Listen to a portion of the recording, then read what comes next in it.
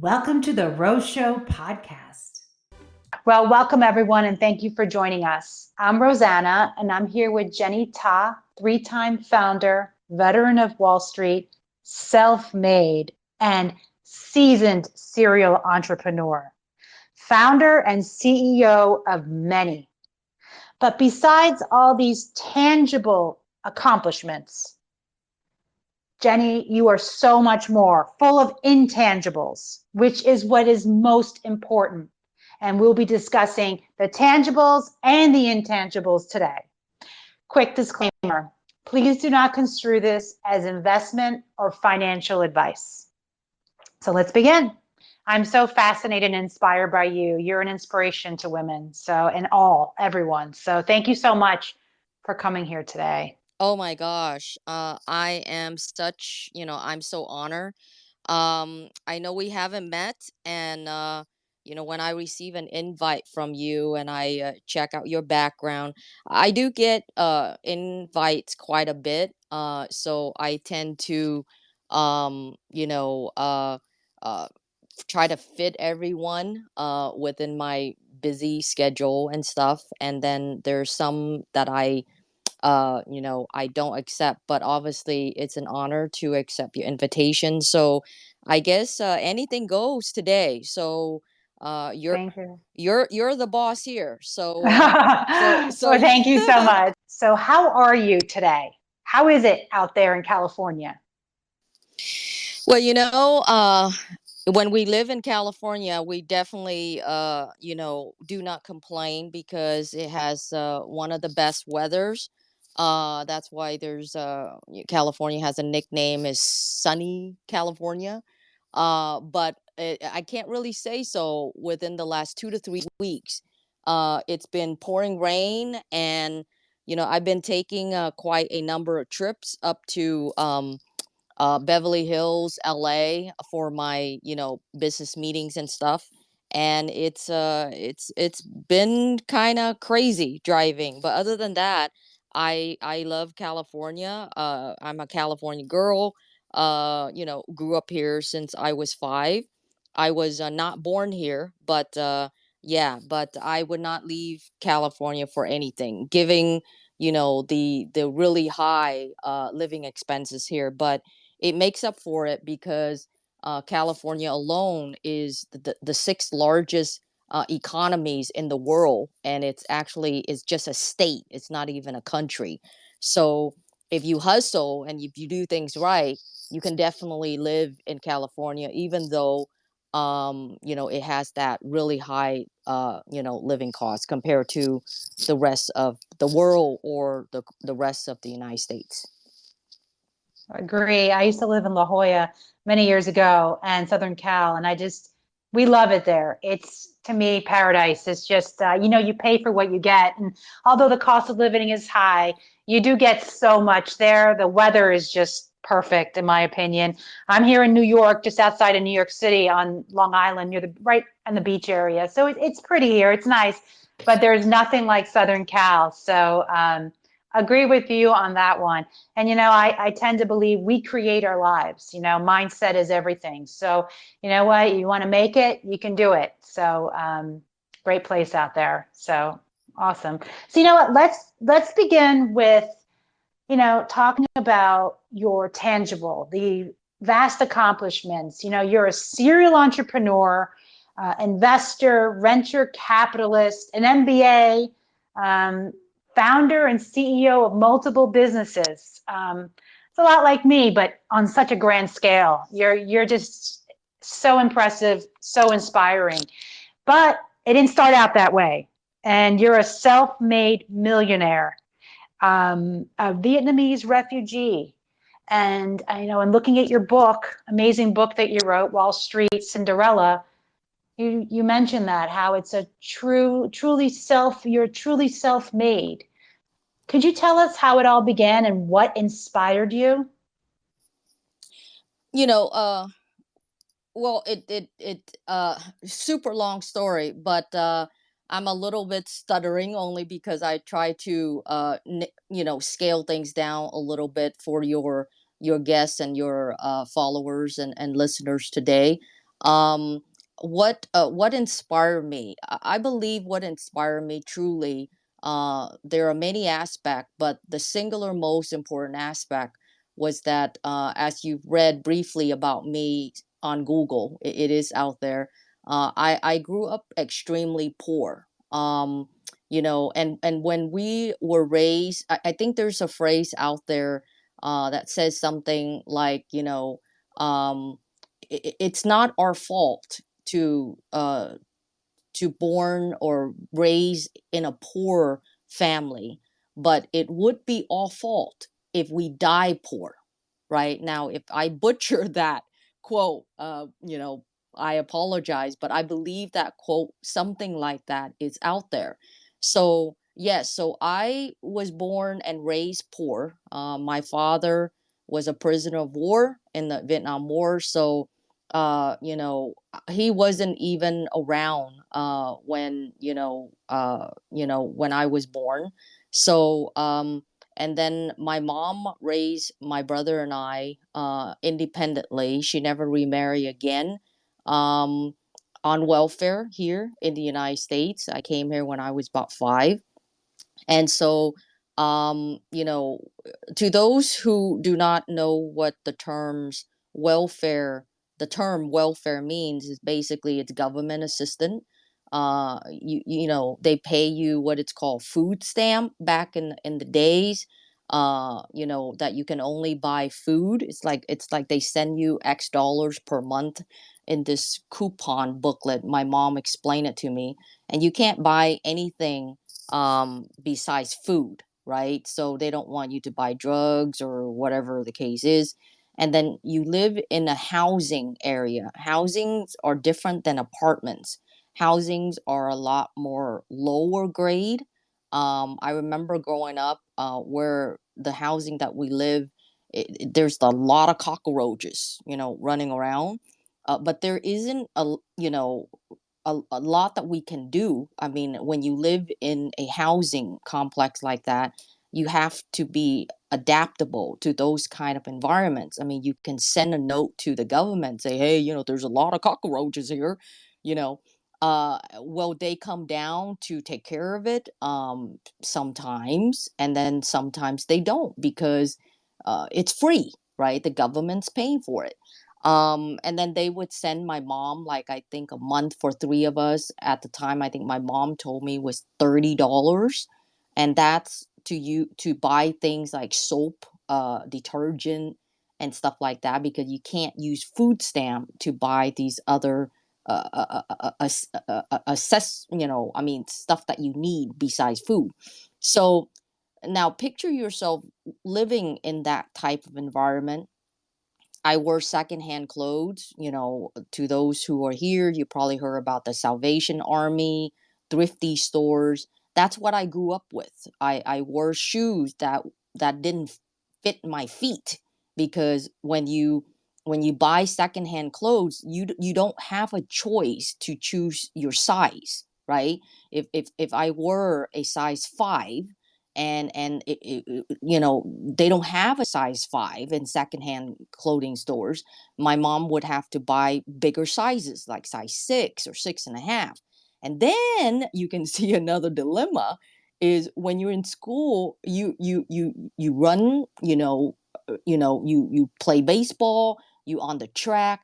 Now imagine wearing a pair of shoes that is 1 to 2 inches larger than your feet.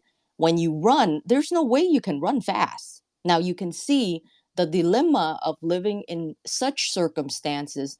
It's a domino effect that it affects everything else. So because of that, I made a commitment to myself at that young age that when I grow up, I'm not going to put myself in that position. That I wanted to be able to have the money and the funds to buy anything that I want without hesitation. You know, if I wanted to, like, I was in Beverly Hills yesterday with, a friend of mine and 2 potential investors, in a project that I'm currently working on. And that lunch came out like over $300 for 4 people. I pick up the tab. Okay. They're my guests. So I pick up the tab. I had no hesitation, right? I could go out and buy a Louis Vuitton bag like today. I have zero hesitation, right? I could go out and buy a Prada boot, which I did over the holidays. That was $1,800 plus tax, $2,000. I had zero hesitation. Things like that. That looking back, and I'm grateful, Rosanna, for your question. Is what should be uh, the drive behind our successes. If we want it that bad, if we really want it that bad, then in America, at least, I am the testament that you can get there. If you work your ass off, you believe in what you do, you hustle, and there's nothing as a free meal. And so therefore, I hope I answer your question. You more than answered it. Beautiful. It's so, it's so meaningful just hearing you speak about that. And, that's motivating in itself to see where you were, where you began. And I agree completely. We can't control our beginnings, but it's up to us and how we make our lives. We create our lives. We take action, and it's not about talking, it's about acting, and anything is possible. I firmly believe in that. I'm a serial entrepreneur as well. I lead several teams of people, and I lead mostly men, and most of my fields are male dominated as well. And I've always been like that myself. So I relate completely through the hardship and then rising, because we never give up in the process. And it's challenging. And I tell people, and I know you embody this, it's not easy. But if you hustle and you work your ass off, like you said, the results come. Love the process, but the results eventually come. And then at that point is when we give back, and we help others in the same process. And that's why we're here today, is to give hope and to inspire others, because anything is possible. And these are really challenging times for many people, tightening liquidity and everything that's going on in our economy. And so there's no better time than to try to inspire and help others. You faced a lot of challenges, I'm very certain of, as a woman leader, because I know myself, we're probably close in age, and it was a challenging time period, through school. I was always really good at math, and I was always a little different than other females. And so I was bullied in school. And I read that you were bullied as well. Is that correct? Oh, absolutely. Hold on. That is just super weird. Seems like my mic had some kind of an echo, but I just switched the mic. Can you hear me well? I hear you perfectly well now. Okay, Yeah, gotcha. great. Yeah, so definitely growing up, I was bullied almost daily. I'll share two short story.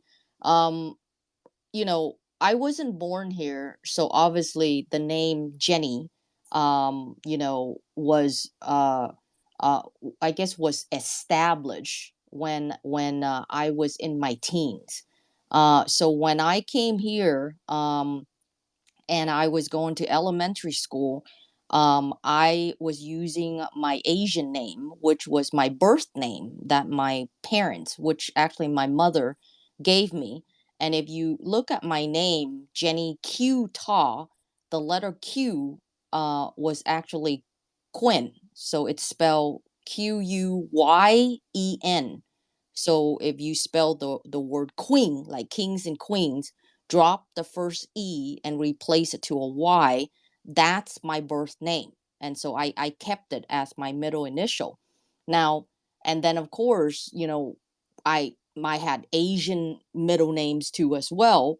And I would get bullied with others calling my names like, Quinn tie my shoe. Tie because they morph it from the word ta, right? Jenny Ta. Well, at the time I didn't go with Jenny, it was Quinta. And so the bullies would, shift it to Quinn instead of Quinta, they call it Quin tie, like you tie, and then they add my shoe, right? So that was my nickname, Bean Bully. And then there was one time, I believe I was in either the third or the fourth grade, I forgot. Um, a bunch of bullies was chasing me, right? And I was running away from them, right? Because my mother told me that, honey, don't ever fight because you get suspended and you will get hurt, And so I always listened to my mother. I would always run away. I don't care if they call me a wimp or whatever, but I just don't want to be there and fight. My mother taught me that if you want to fight, you grow up and you fight with your brain. You don't fight physically because I'm 5'2", I'm kind of tiny, but back then I'm even tinier, right? And so she always reminded me that you will never win physically, and I did not you know you know gave up my entire life for you and your brother to have to watch something happen to you or take you to the emergency room, blah blah blah. So this story happened was a bunch of bullies. They chased me, and so I ran. Right now, if we all remember when we were in elementary school, there are areas where they have the pull-up bars. I mean, there are three levels of the pull-up bars, right? There's the shortest one, and then the middle size one, and then the high one where you can, hang like a monkey, and then you would do pull-ups, right? So I remember I usually run under the shortest bar, and I would fit, like, I would just run under. But that day when those bullies were chasing me and I ran under it, the bar literally hit across my forehead, because guess what? I grew taller, right? So it literally hit over my forehead. And of course, you guys can picture when you run and the bar hits your forehead, you bounce backwards, right? There is a huge dent across my forehead, right? And oh my God. And so I believe emergency was called, my mother was called, and it was sent to the hospital. Thankfully, thank God, I was in the hospital for 2 or 3 days because they gotta make sure I'm brain okay. And thankfully, again, thank God, I was fine. But that's bullying. And so thereafter, I believe, when I was in junior high, my mother decided to, that's when she became a citizen. You have to get naturalization. So when my mother, she had to take the citizenship test, and when she passed and she was naturalized as a citizen, my brother and I, because we were under 18, we were a part of her, and we also became U.S. citizens. So that's why I'm a U.S. citizen, through naturalization. And so my mother decided to uh, ask us that to change our quote unquote Asian name to that of more something Americanized, so that we wouldn't get picked on. And so I happen to like the name Jenny, but I know some people think that Jenny is a short form of Jennifer, but somehow I don't like Jennifer. That is just so weird. I just like Jenny, short and sweet, the regularly spell Jenny, Jenny. That's all I like. And my brother ended up kind of copycat me with the letter J, and his name is Jason, so he named himself Jason. And I believe the reason why I like the name Jenny is because in the Vietnamese or the Chinese alphabet, there isn't a letter J. Okay, so the letter J in the American alphabet is unique. So I chose that besides the letter Z, otherwise my name would be some kind of Z right now. So that was how my name Jenny came about. And that's a short story to the bullying. So yes, I grew up being bullied, and I know what that is about. My forehead, it's not dented, thank God, but that's one of the marks that will when it comes to bullying. So I hope I answered that question. You did very well, and you told us much more that, and we love hearing it. You are unique, very unique, to have turned all of that into where you are now. And I'm first generation Italian, and even though I was born here, I was raised very Italian, and it was my first language, and I was the first to be educated in my family. So, and my parents were, farmers in rural Italy.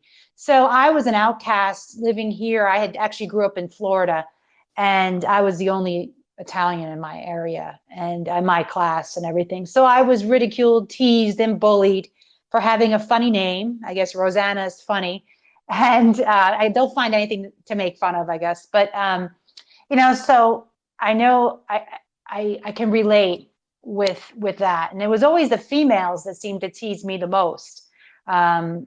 So it was a very difficult time growing up.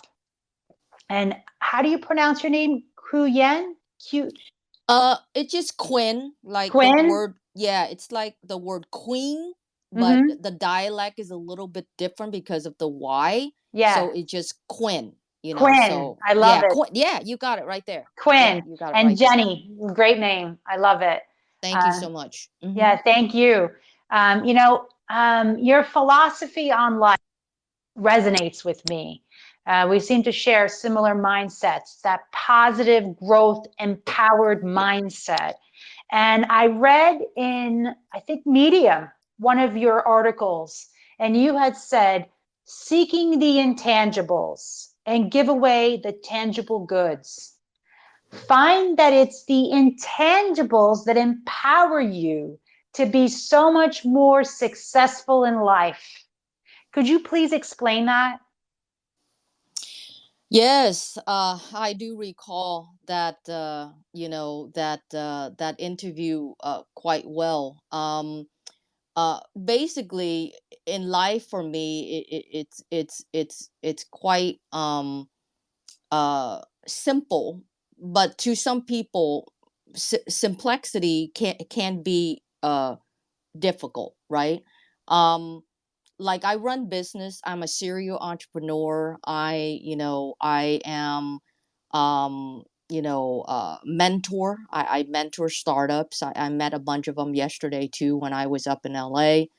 um and I invest in startups, and I've always advise startups to seek for the intangible, right? The intangible, or something that is of substance. you know um if that intangible has to do with you know making decisions based on your heart, and not always have to utilize your brain, that's fine too. I mean, there's a video out there about Jeff Bezos. That he said something about, back when he was deciding to launch Amazon or not. He actually had a really good job at the time. And so, he was sharing how he was taking a walk with his then boss of that job, asking his boss about this idea, Amazon. And, his boss was said, well, Jeff, this is a great idea for someone who doesn't have a great job like you know. And so here, Jeff Bezos, he was saying that he went forward with Amazon, not utilizing his head, but more so of his heart. Because at the time, if he was using his head, Amazon would not exist today, nor will the third richest man in the world, which is Jeff Bezos, exist today. He would still be working for that boss of his because he was doing well. Now, that's using our brain, because you don't drop something that you're making so much money to go after something that you may have a passion, which is called Amazon. So that's why he said that he Amazon was more of his choice, choosing his heart. But then he also said, there was a word that he said that, um you know I'm paraphrasing it, but he said that sometimes, our choices, we regret the choices that we don't make, not the choices that we've made, but it ends up to be a failure, like it fails, or it doesn't succeed. But we tend to regret the choices that we don't make. Now, of course, I think I butcher Jeff Bezos' quote there too as well, but I believe if people ran across that quote from Jeff Bezos, I believe you probably understand what I was saying. Um, so back to tangible and intangible, right? Uh, the tangible, it's all out there. Everything is so fake these days. Seek for the intangible. Like when we're talking about a startup or a company, the intangible or are the patents, the trademarks, build something that you are the innovator. Nothing is out there yet. You might be early in the game, but choose your path, your passion, like Jeff Bezos. Put your heart in it, and build intangible assets. Um, I remember now, Jeff Bezos mentioned that most of our regrets are the acts of omission. That's Jeff Bezos' words. Okay. The acts of omission is usually our regrets. We don't regret things that we just dive in and do it. And then if we happen to fail, so what? Pick yourself back up, start something new, pivot. I actually tweeted about that yesterday. So I will pause right there about tangible and intangible. And of course, I highly advise everyone. I know the economy is pretty bad right now.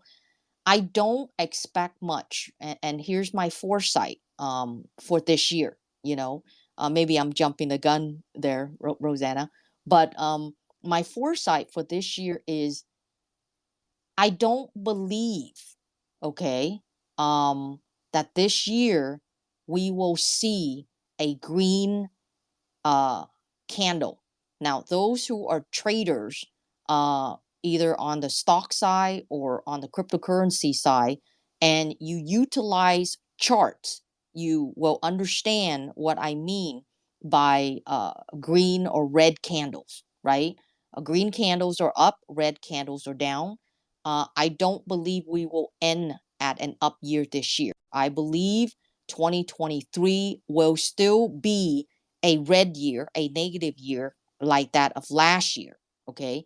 Anything that you see a spike, like let's just say Bitcoin, those who are in Bitcoin, you've recently seen how Bitcoin ran from 16,000 to 21,000. Those I would call are small spikes in a bear market. Okay. So in other terms, it's called they call it a bear trap, not a bull trap. It's a bear trap. So I would trade it in markets like this. Like if I bought Bitcoin at around 21 or 21,000, and then it went down to 16. So now it went back up to 21. I would probably sell to break even. Then I would be cash free again. And then when it comes back down again, then I would pick back up. That's what I mean by a trader. Okay. Um, and And so this year, what is it best for people to do? Entrepreneurs like yourself, Rosanna and myself and others in the room. It's just basically a year to just build. Okay. You don't need to rush to launch because the economy is quite soft. Okay. Now, there are others in the room. I hope this advice will help you, is that sometimes you believe that life has to be actively running. You got to make decision, you got to hustle, you got to keep on going, you got, otherwise you're falling behind. But think about it, okay? Sometimes life, pausing or doing things just, normally, is also advancing, because in an economy like this, sometimes you hustle and you make actions and you make decisions and you just dive in and do it. You tend to lose money more than if you just stay still, build your product, hold off on the launch, build it better, and then you launch it maybe towards the end of the year or even next year. There's nothing wrong with that. So that's my brief projection about this year. Because I was, discussing about tangible, intangible, and startups and stuff like that. So I'll pause right there, Rosanna. I love it. Thank you so much. I was actually going to ask you those questions in a little bit, but hey, I love that you brought that up because, we can jump around, we can go any way you want, because that's the core here, is how are we going to take all this information we have and everything that's going on in the world right now and apply it to what we can put in action to achieve our goals. And I've been on a lot of spaces and I've been writing, and I just launched just launched a few new things, an investment educational platform, entrepreneurship platform that I help others, and this podcast. And I'm always launching, serial entrepreneur, right? That's how we are. We have great ideas and we repeatedly turn them into successful projects or businesses. It's the process. And that's where I was going to go to next, talk about that process. But now that you brought these great issues up, so important. I agree with you. I don't think it's a green candle year either. I think that we may get stagflation. Who knows? I'm not going to start labeling things, but it's tightening liquidity. Inflation is sticky.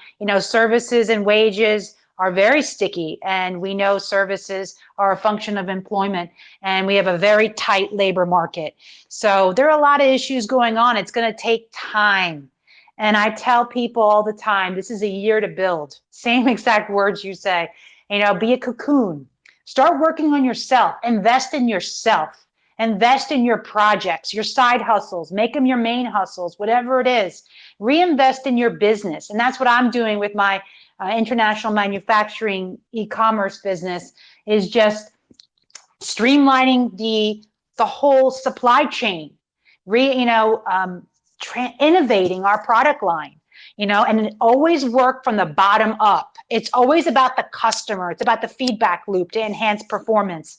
And I always go with what the customer wants. You need to know the product they want. What's going on in the economy, and the trends are changing. What kind of equipment is going to work for my customer? Because I could have the greatest team, I could have the best products and services, but if I don't have effective marketing and I'm not meeting my customer's needs, I'm not going to sell my products. So I'm always trying to find out what the end user's wanting, and we work our way up. So there's a lot of restructuring, reallocation during this time, but it's all good. It's all part of the economic cycle. In 2008, our business grew significantly. We seized opportunities, vertically and horizontally integrated. You got to remain savvy. You got to remain liquid. And, you just gotta go for it. I'm a risk taker, but that's how it is. You can't expect to gain if you don't take the risks. So, and that's how I run my businesses as well as you. You just got to go for it. But this isn't the right year to expect to reap the rewards of our efforts. I think we need to have patience, and in time, things will turn around. We know how history is. It's just going to be, maybe next year. We'll see. You know, I want to go back to the process, you know, simplicity, like you said.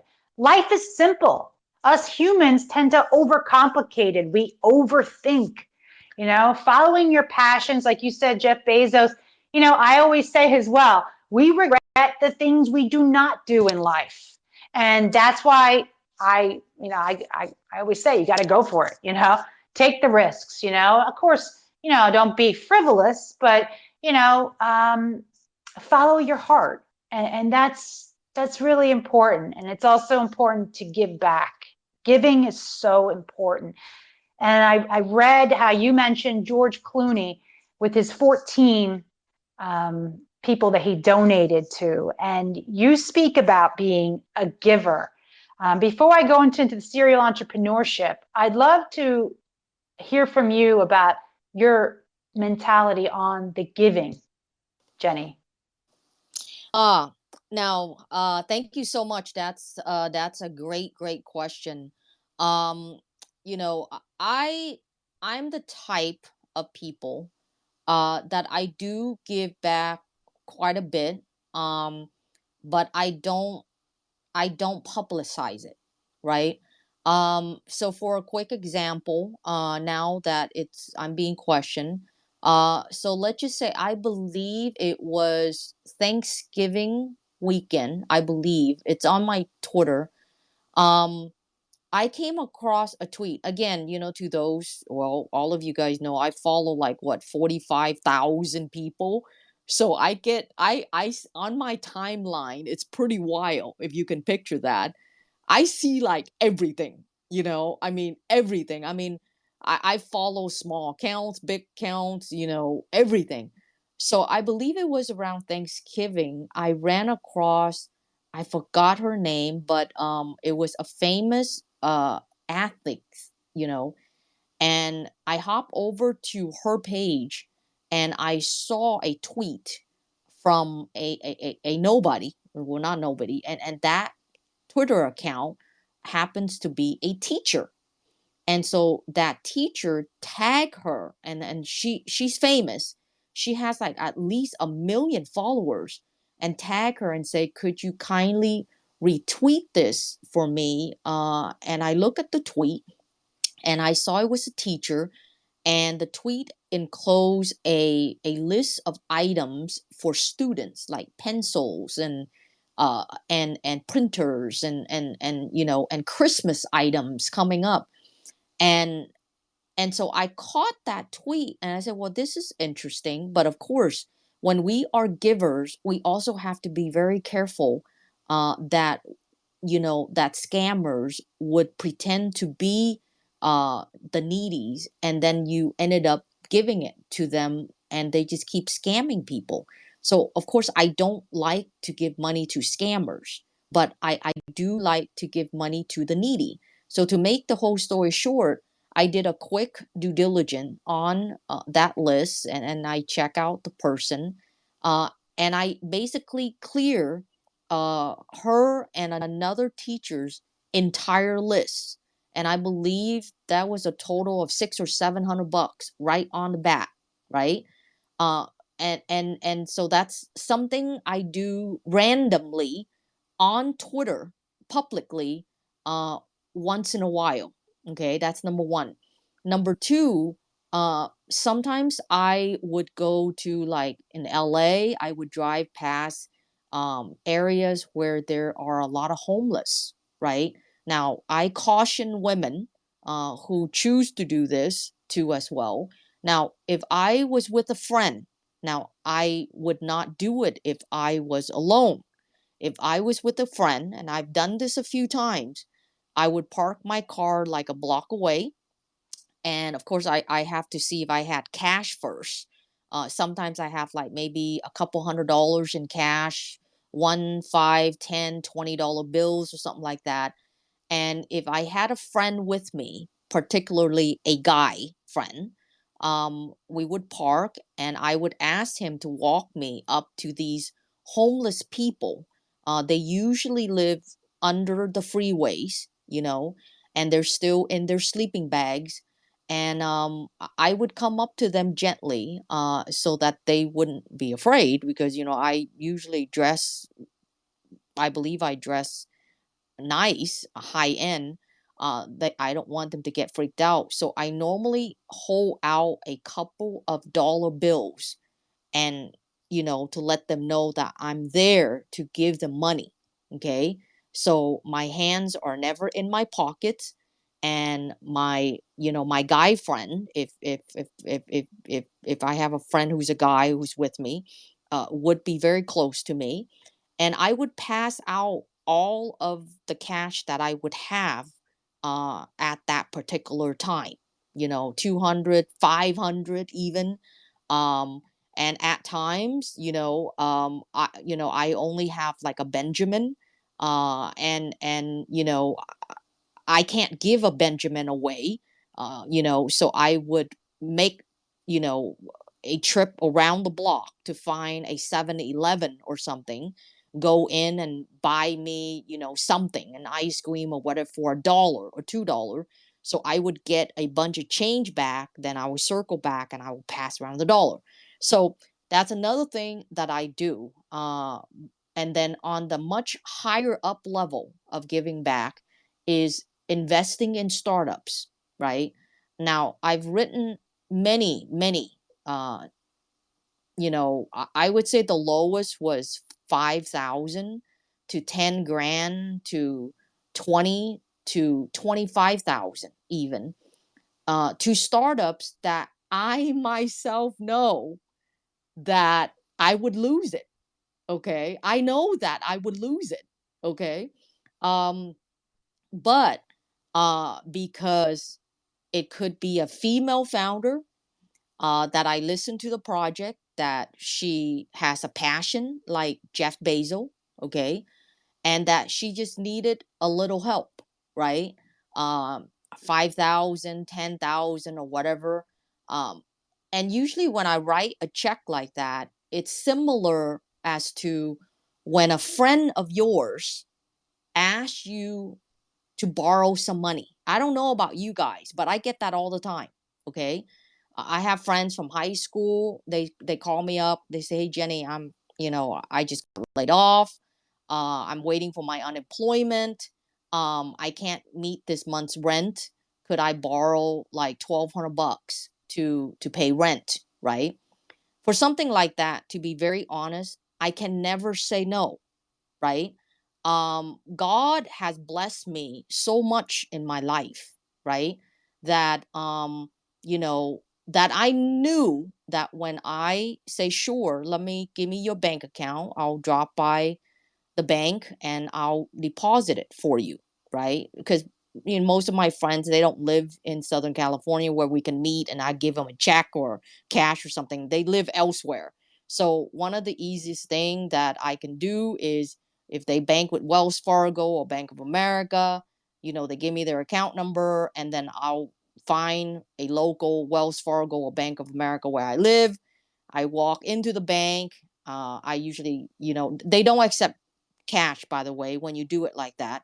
So I would have to take my checkbook, write it to the name of my friend. Let's just say, Jane Doe, for $1,200, and I say, "Can you deposit this to her account?" And so when I do that, trust me, 10 out of 10 times, I would tell myself that I'm never gonna see this money again, right? So, but when I do that, I already had that thinking that I'm not going to see this money again. So I don't hope to see it. So it's more like a gift. But even though I would never tell my friend that, "Okay, I'll give you $1,200, it's a gift." The reason why I don't is because I wanted my friend to also hustle. Now, think about it. If I tell you that I say, "Okay, I'm just gonna give you $1,200," and then my friend say, "Oh, okay, so anytime when I need money, I could just call Jenny. She's just gonna give me money." You don't want to.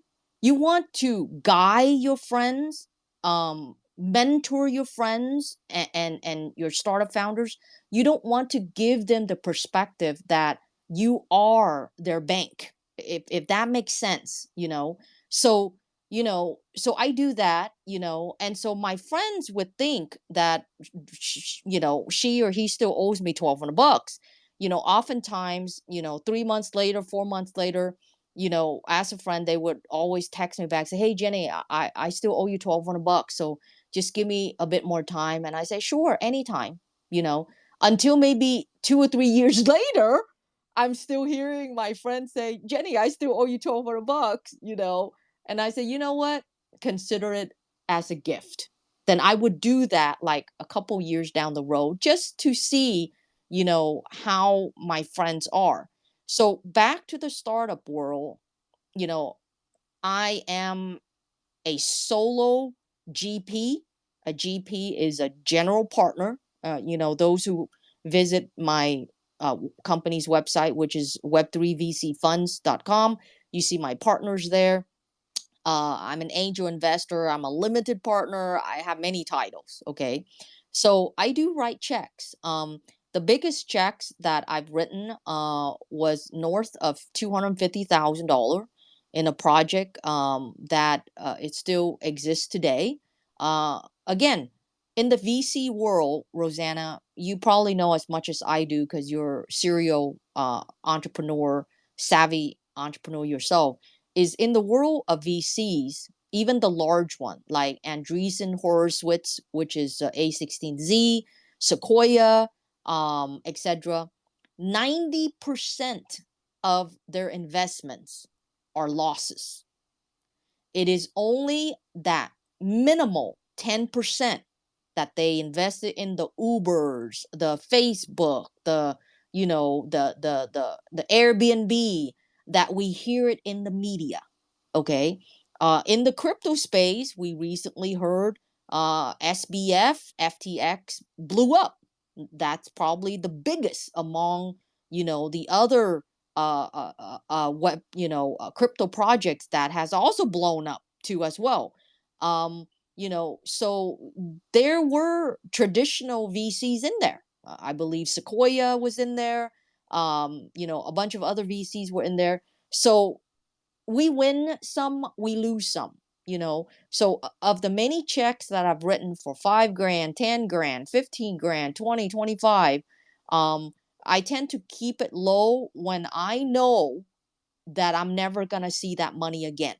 So to those who are in the room, if you're curious and you might say, "Well, Jenny, what do you have money to throw around?" The answer is no. No one has that much money to throw around. I mean, obviously, I'm not a billionaire, right?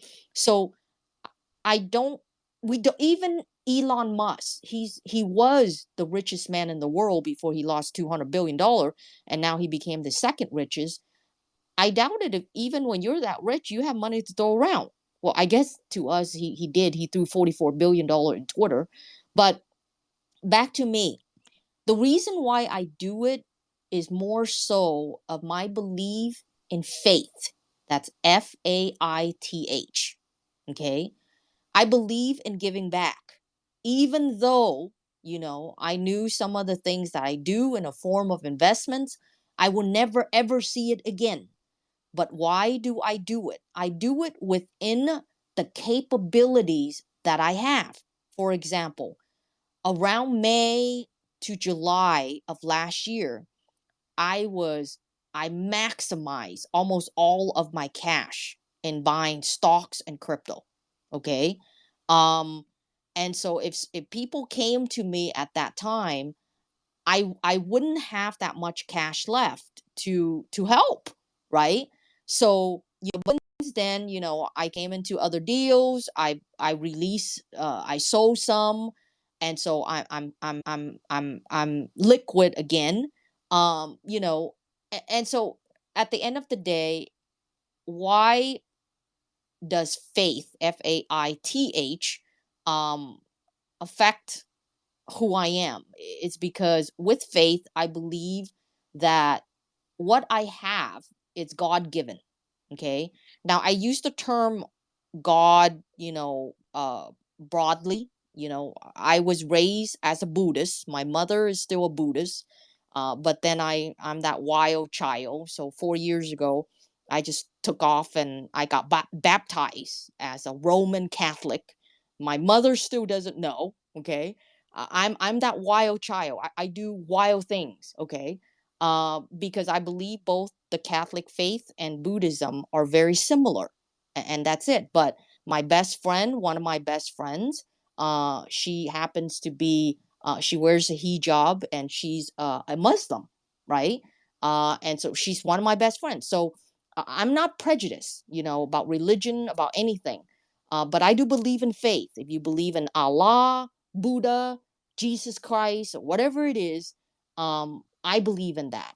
And when I believe in that, what that means is everything that I have, my success, my power, you know, my good looks, or, Asian don't raisin, or whatever that phrase is, or whatever, is all given to me by the Lord, right?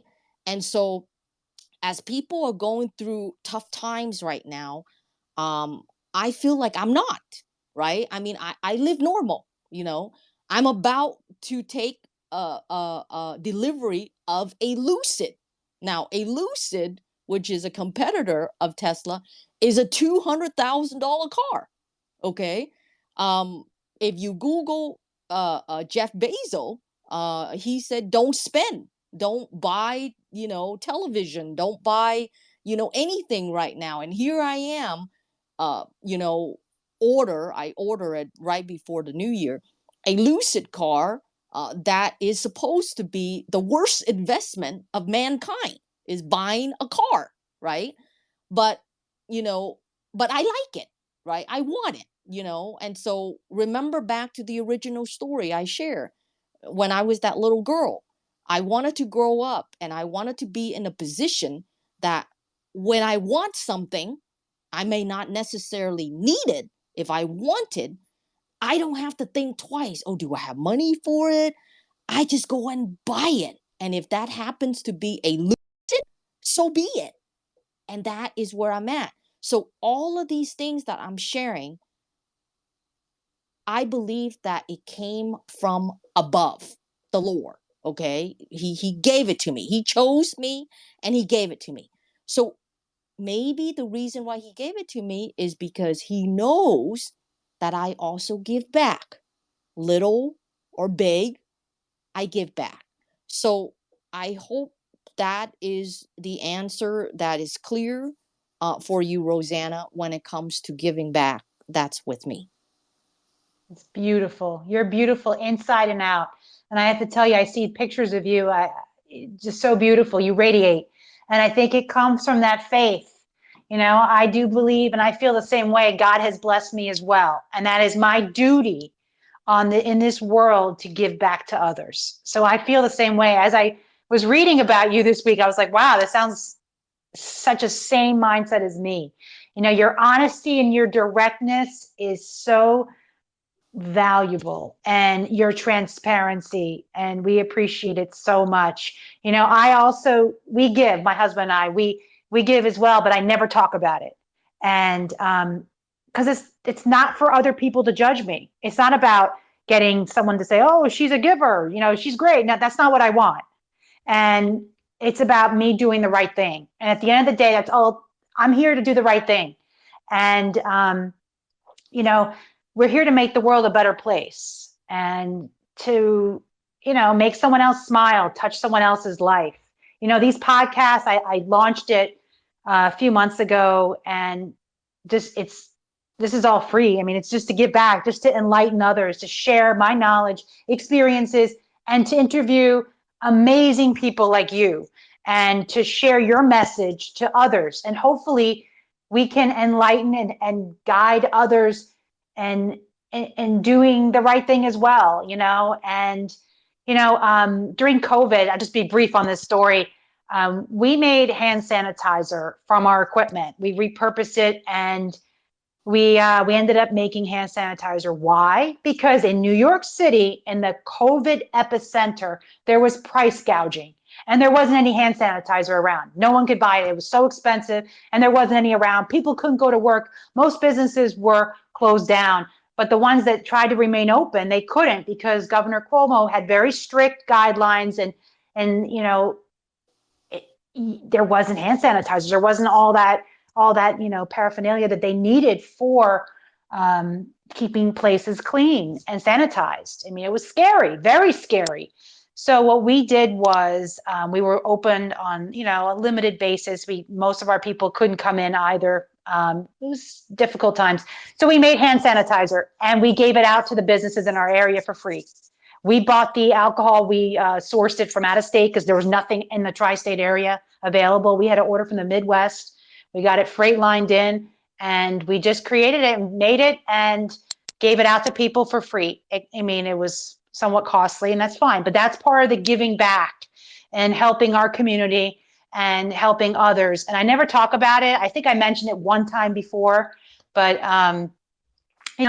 but that's what we're here to do, and helping others do our part regarding that.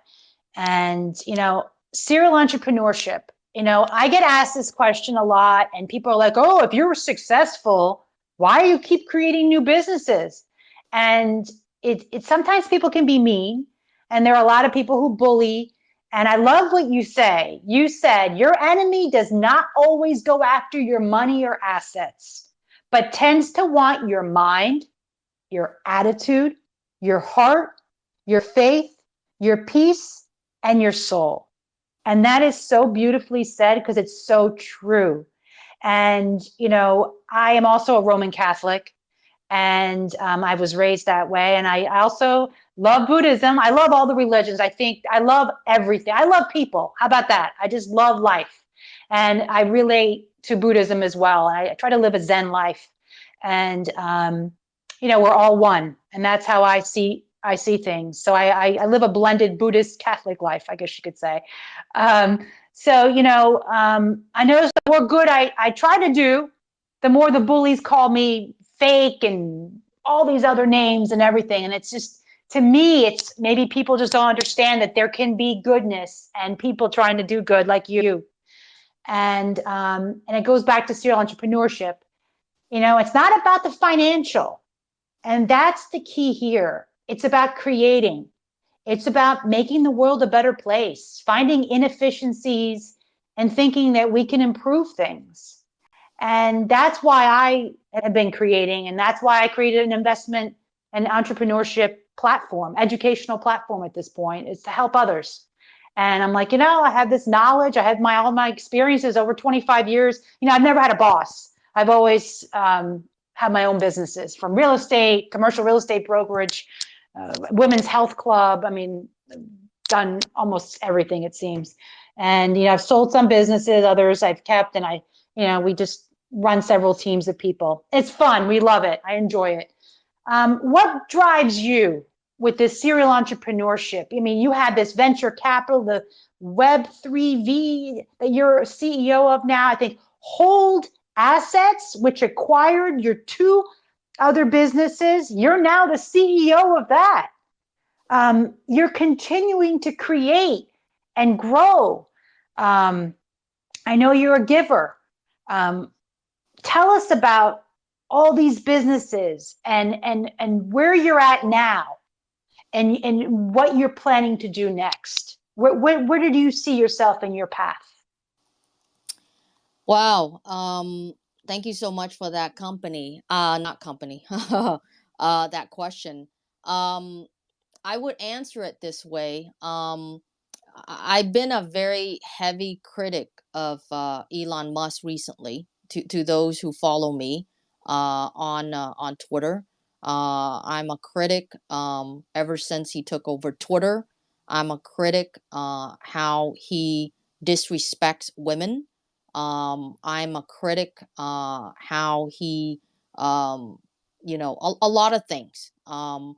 Although I respect him, in a number of things that he does. Now, I'm not the type of person that just because you are doing great, with one thing, let's just say one of the things I would credit him is, is because of him that, EV cars are more modernized today because he pushed it, even though he wasn't the original founder of Tesla.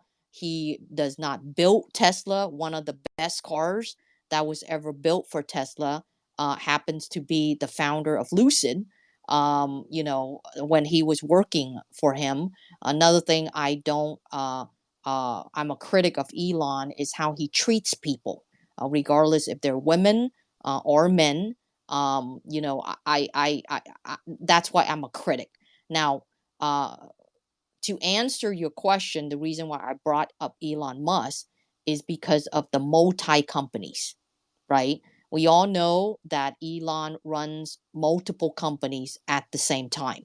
He's currently heavily involved in Twitter. He still runs Tesla. He's about to take SpaceX to public. The Boring Company, which I believe is a failure now. Solar City, he doesn't talk about it anymore. He's trying to take uh, credit for OpenAI. At least his fanboys are saying so. But OpenAI, he is a part of it. He doesn't run it. He doesn't invest in it. So I don't know why I'm beginning to see a lot of people tying OpenAI, which is the Chat GPT bot, which I'm using a lot lately, to him too. So I don't know. I don't give him credit for OpenAI. That's to be honest. So going back to your question, that's another thing that I do follow him, right? So we pick and choose who we are fans of. Even I used to be a huge fan of Elon Musk. He was the Doge father. I was a part of the Dogecoin community back in, excuse me, I believe it was 2021. Um, we had such a fun time. He was on SNL, but then just because we were once a fan, that doesn't mean that we have to tattoo that person as a fan our entire life. Things change like fashion, people change. So we have to change accordingly, right? So I can still keep him as a fan. I'm a fan of his on certain things that he does, but I don't have to be a fan of his on everything that he does. That's just my point. So one of the things that I am a fan of his is how he can handle all of these companies at the same time. Now, I'm currently not running that many companies. I'm not with the Hodl company anymore. They acquire me. That's another situation. Um, I'm currently running web3vcfunds.com. That's one. I'm currently heading my team with a Vitalik the Goat NFT, which NFTs have been dead since Thanksgiving. So I'm kind of like quiet, and my team and I are quiet about that aspect. Um, and then I'm actually quietly, the word is quietly, building a Web3 project. Okay. This Web3 project, I have not leaked any news about it. My most closest circle know a little bit about this project. The project has already been built. It's currently already on beta. There are people visiting it. I'm just gonna say it, by me giving them an access code to test try it, to give me feedback. Am I gonna launch it anytime soon? Of course, because I spent money building it since October, late October, November. And the beta was done early last month, middle last month, towards Christmas. The beta was done. And I started to give out certain codes for them to for people to access the platform.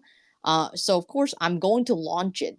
When am I going to launch it? I have no plans. I'm gonna wait until the economies get better, until people are normal again when it comes to, new inventions getting launched, etc. But in the meantime, I'm no rush to launch.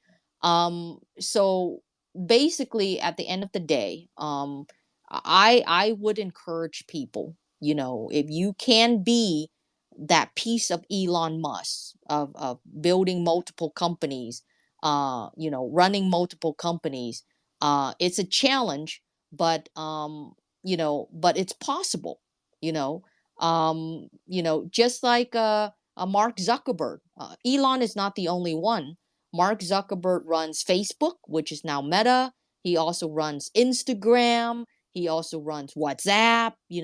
If you really look at it, those are multiple companies. Same thing as Jeff Bezos. There's Amazon, and he has his own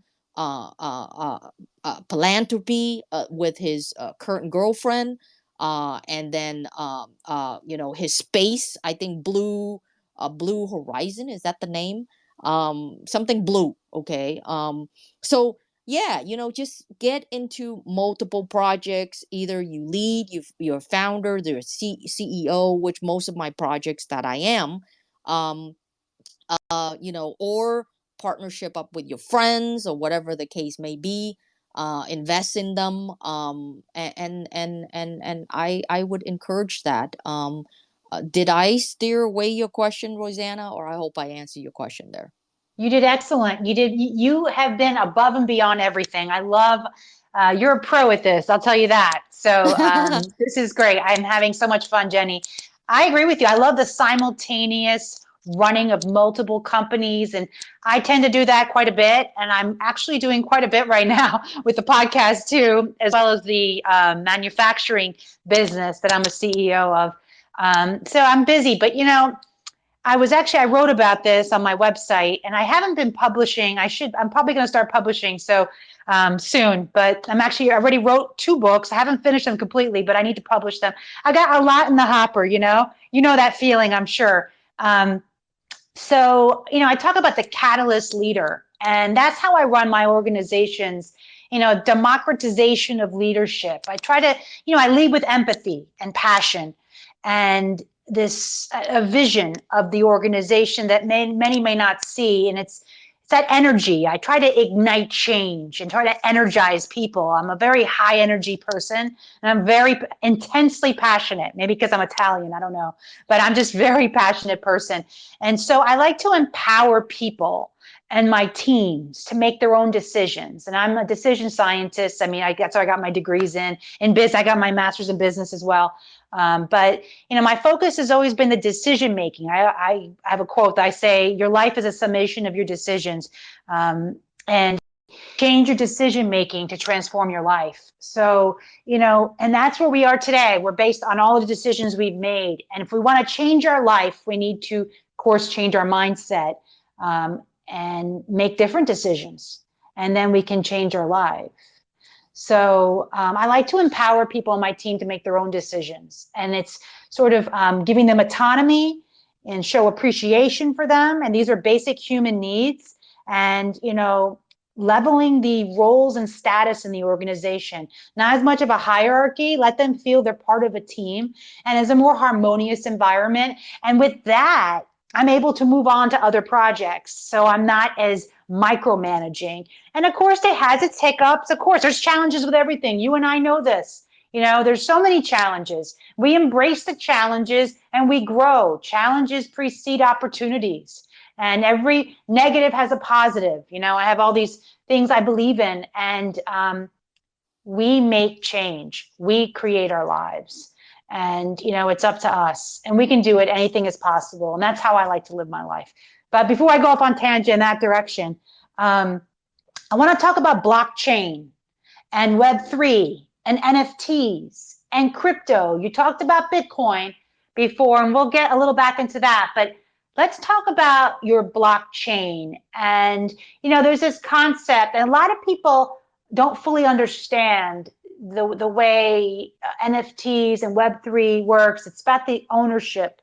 And I remember I read in one of your articles, I think someone had said how fans will no longer be simple fans. They become co-owners and co-creators of the media they choose. And I love that, because in my business, and one of my businesses, the manufacturing, I try to have my customers become co-creators of my equipment, and they create my equipment, because it's bottoms up.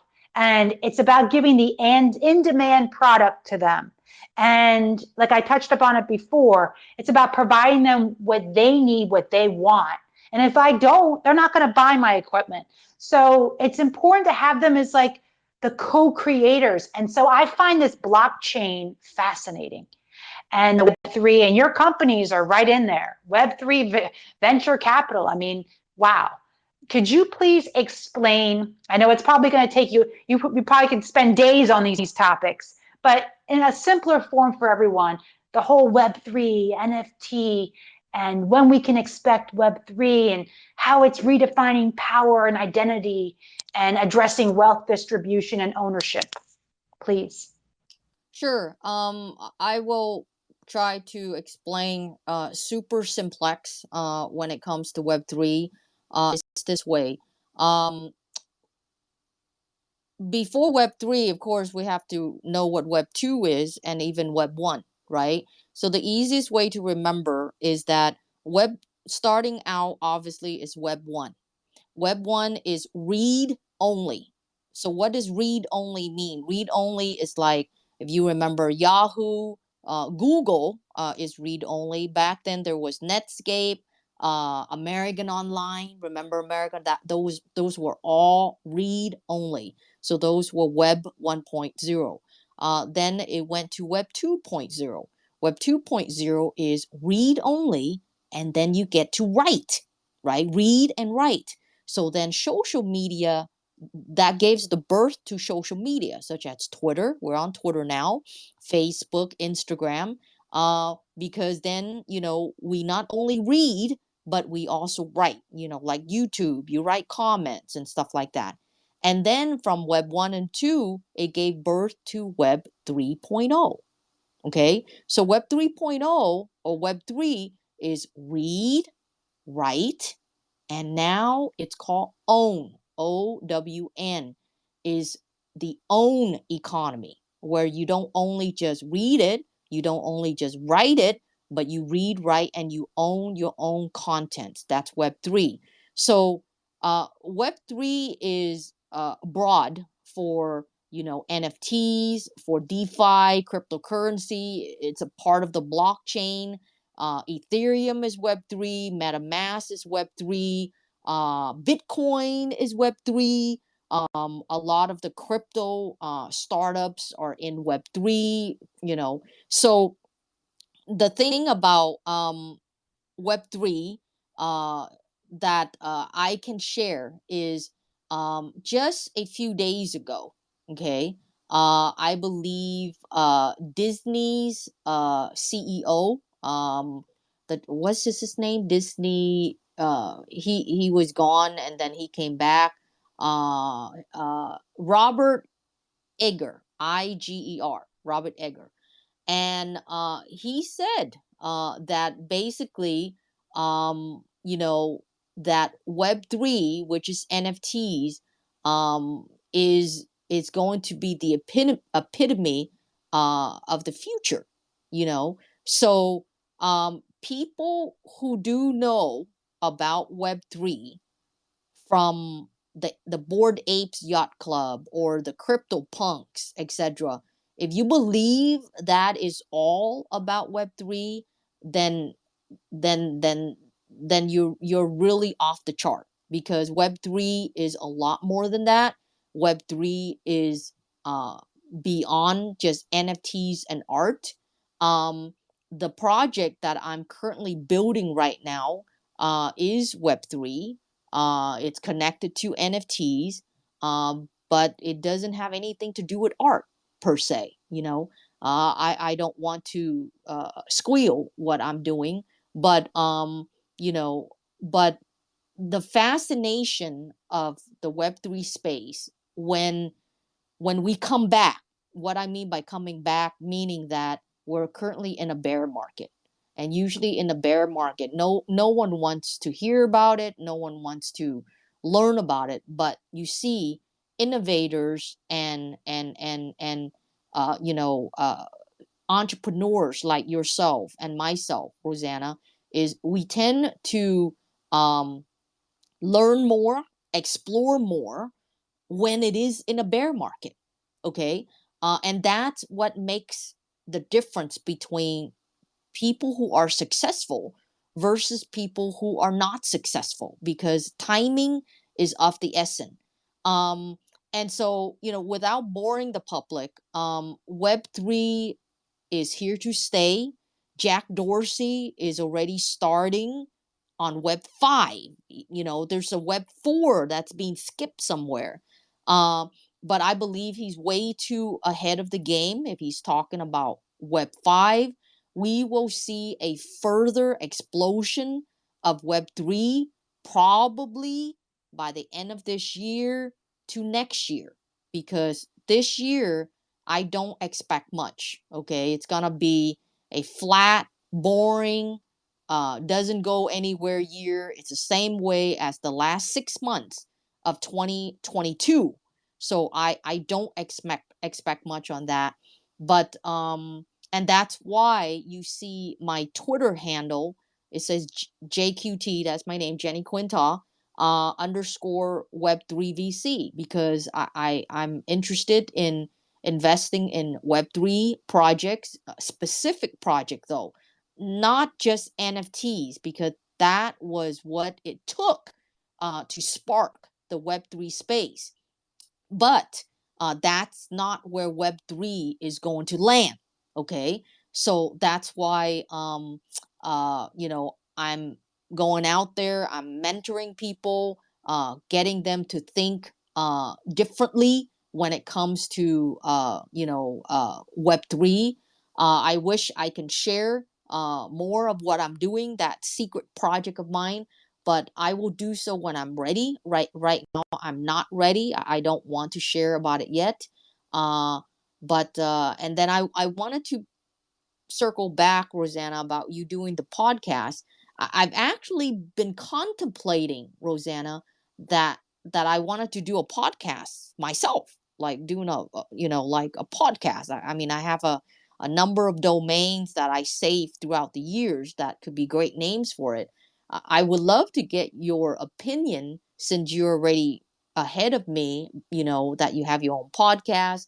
This interview is actually for your podcast, but we're doing it on Twitter instead. Can you share with me and some of us in the room, apologies if for me to ask you this question. What are your thoughts about owning a podcast and doing podcasting now that you've done it for your podcast? Thank you. I love the question. I appreciate it very much.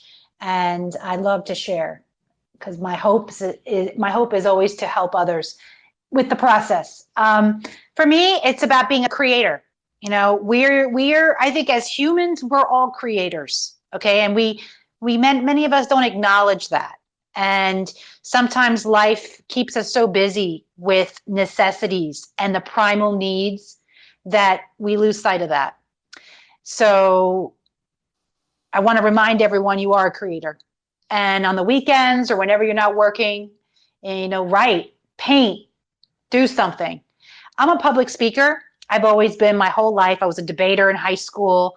I love speaking, and I speak for my organizations and people. And so this is a natural extension of my creation. And I'm a writer as well, but my favorite medium is speaking. And I feel that I can touch people and I can share ideas and experiences. I'm not a journalist by trade. I'm actually business, computer programming, math, decision sciences, and investments is my forte, and all that kind of stuff, business and entrepreneurship. So I'm not a journalist, and I don't see this as a journalist role. I see this as anyone can do this in your field or for learning or for anything. And this is just my way of sharing with others my voice and my creation. And I always like Tim Ferriss. I'm going to name Tim Ferriss. There's quite a few others, but he comes to mind right away. He was one of the first, and I would always listen to his podcasts. And he interviewed great people. And I love, like, from Huberman Lab. I love that. I love learning. And there's Dr. Rhonda Patrick, and I love science and longevity. And I mean, I'm a philomath and I love learning. I love learning about everything. And I read a lot as well. So to me, I was like, I can do that and my own way. And I can share my knowledge, my experiences, and interview amazing people who have transformed their lives. And hopefully, I learn in the process, and others who listen learn as well. And we can inspire more people. Success is not a zero-sum game. We can elevate each other. Success creates more success. And you read stories just like you're an inspiration, Jenny. I mean, you're amazing. I'm going to tell you from my heart. I mean, you're amazing. And, it's like once you succeed, it's like that the success, it just keeps coming. It's the mindset and you keep going for it. It's a serial entrepreneur. You just keep going for it. You keep creating and you keep doing the process. And, and that's the beauty of it. It's just, and you just keep going. And, and that's sort of what I'm doing with this now as well. And, I love it. How about that? And it's not about money because I'm not getting paid. This is all free. I bought all the equipment. I have the software. I do all the editing myself. Oh, that's another thing. I delegate, but I also do everything myself because it's like, if you want it done right, you got to do it yourself, right? So the podcast, I create the graphic, I created the logo, I created the name and all that. So, and I do everything. I do the editing. I do very minimal editing. How about that? I keep it raw, very natural. I said, hey, let's do it the natural way, less work and, bring people, the natural podcast as it goes, it's about real life. So I hope I answered your question. I'm sorry, I just kept going on and on. But yeah, it's just a passion of mine. And I love speaking. So. Oh no, you definitely did, and you also inspire me too as well. Is because the reason why I was thinking about launching a podcast is because, again, I believe it's a soft year, and that I mean, I'm already busy as is, but then sometimes there are days that I do just sit around, right? And so I don't know, but I'm just the type of person that whenever I sit around, I just cannot stay still. And then now I'm going out there. I've been up to LA a lot ever since the first of the year. I probably go up there 2 to 3 times a week, if not daily. To those who knows a little bit about LA and Orange County, I live in Orange County, nicknamed Beach City. So I live around Huntington Beach, Newport Beach. I had a home in Newport. Uh, I sold that last year. And so my mom is in Huntington Beach area. So I crash with her. That's actually, it's my home. I built it from the ground up for my mom. And so I crash with her until I buy back my home. Hopefully later this year when the real estate market drops back down a little bit. So see, I trade real estate too. I'm just an overall trader, and I believe that I'm able to do that is because I don't have like the ginormous family, like the kids, and I'm so independent that I could just pick up and sell the home and just crash on your mother's couch, type of person. um so yeah, and so the podcast, I believe, Rosanna, if you stick to it, I think it would be well. And sometimes when I go to events, and I meet fascinating people, and if you like, I would love to introduce them to you, because I don't have a podcast yet, so you can interview them. I mean, like yesterday I had lunch with a fascinating gentleman. He's part of the Davos. Davos is happening this week, right? Does everybody know Davos, right? Davos is from the World Economic Forum. He's one of the speakers there. So I had lunch with him. Italian food, by the way. Rosanna, you're Italian. We had Yes. a great Italian lunch. And if I had a podcast, I would definitely have him on.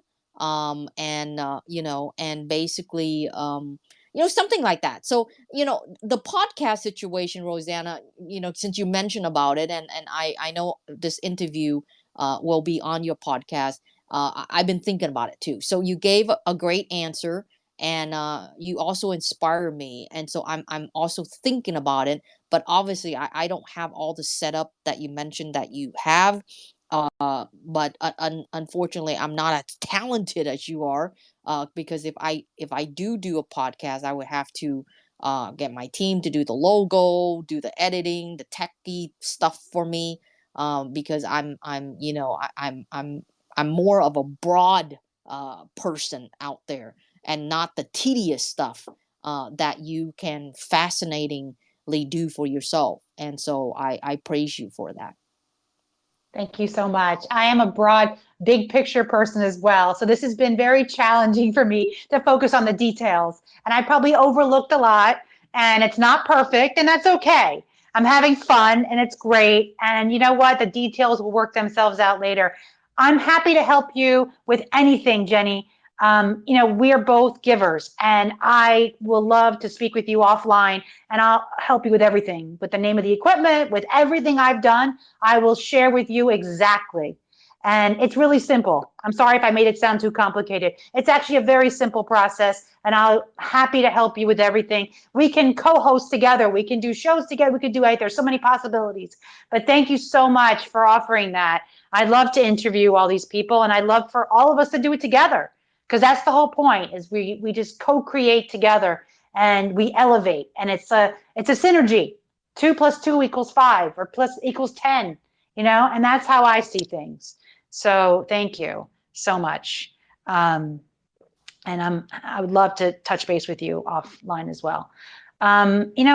NFTs, if we could touch upon NFTs in themselves, they're also another fascinating concept. They revolutionized digital ownership.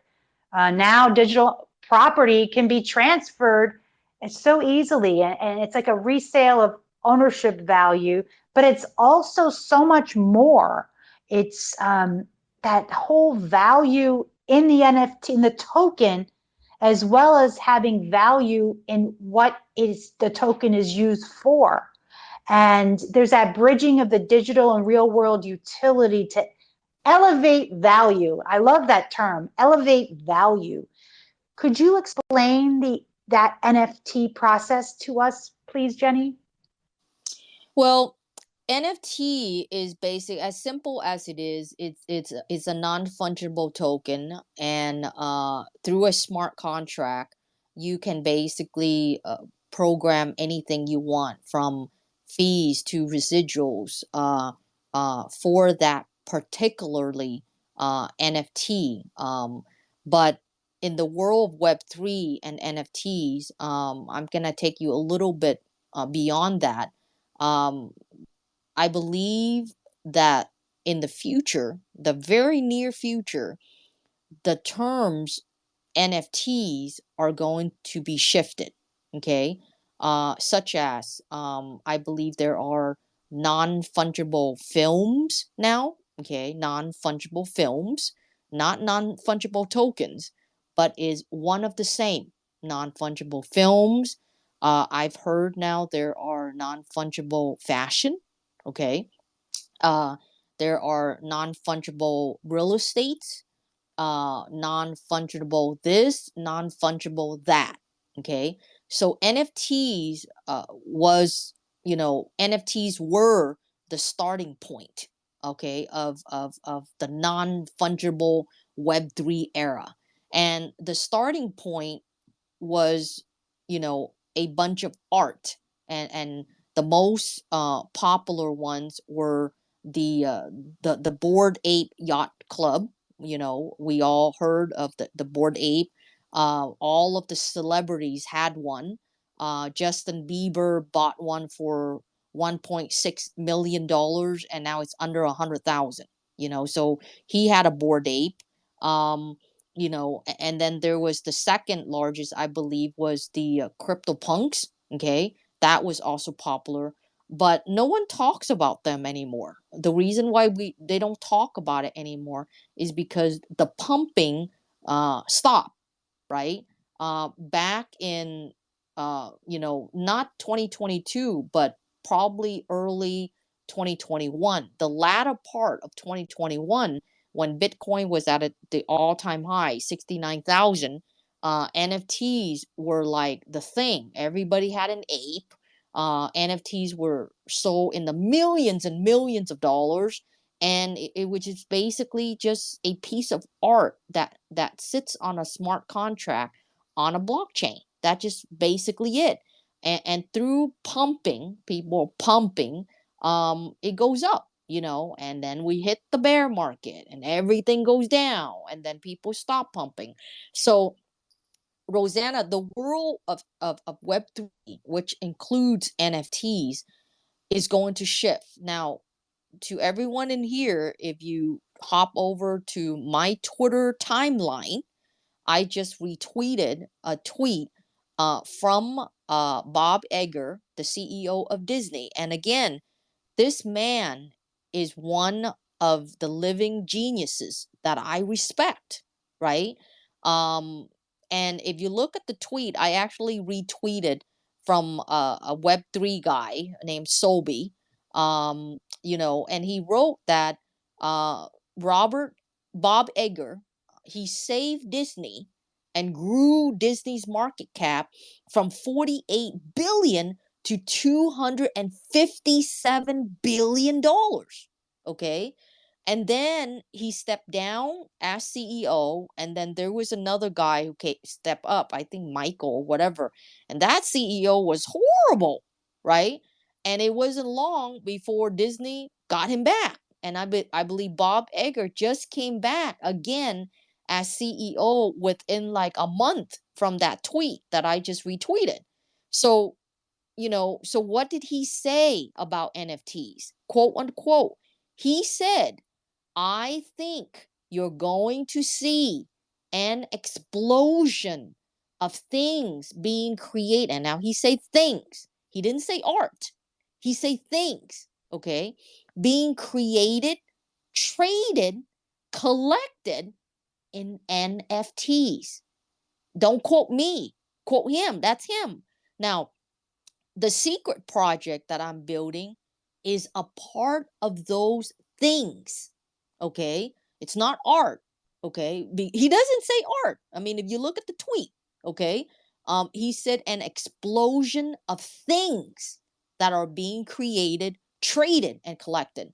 So that is NFTs, Rosanna, to make it simplex, short of the past, the present, and the future. I already see what the future is, but if I keep on talking, I may leak my own project. Okay. But look more. I did give a lot of clues with that answer. Look away from the terms non-fungible tokens, but look more into, other terms, with non-fungible, because it's all one of the same. I know now there's a lot of people working on non-fungible films, in Hollywood. I went to Miami for Art Basel, and there were a lot of folks out there talking about non-fungible fashion. Okay. And I have a bunch of guys who are into the cars.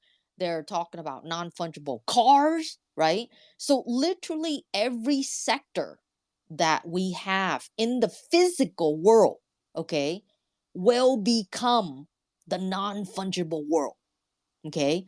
And that's tied to fintech, cryptocurrency, the metaverse, which no one talks about right now because we're in a bear market.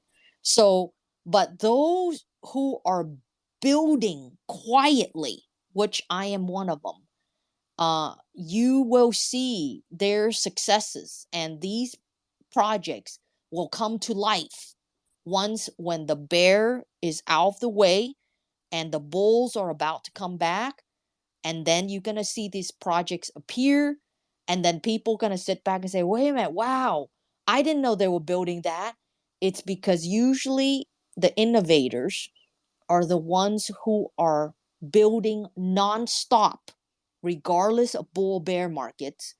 And that separates them from, the successful ones versus the followers and the haters, is because they can't lead. And you talk about haters too, Rosanna, earlier. And to me, trust me, I have a lot of haters. And here's a toast to all of my haters out there.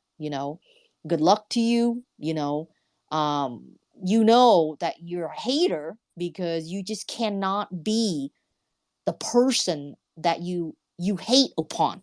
Like, if you hate me, I can say that you can never be me, right?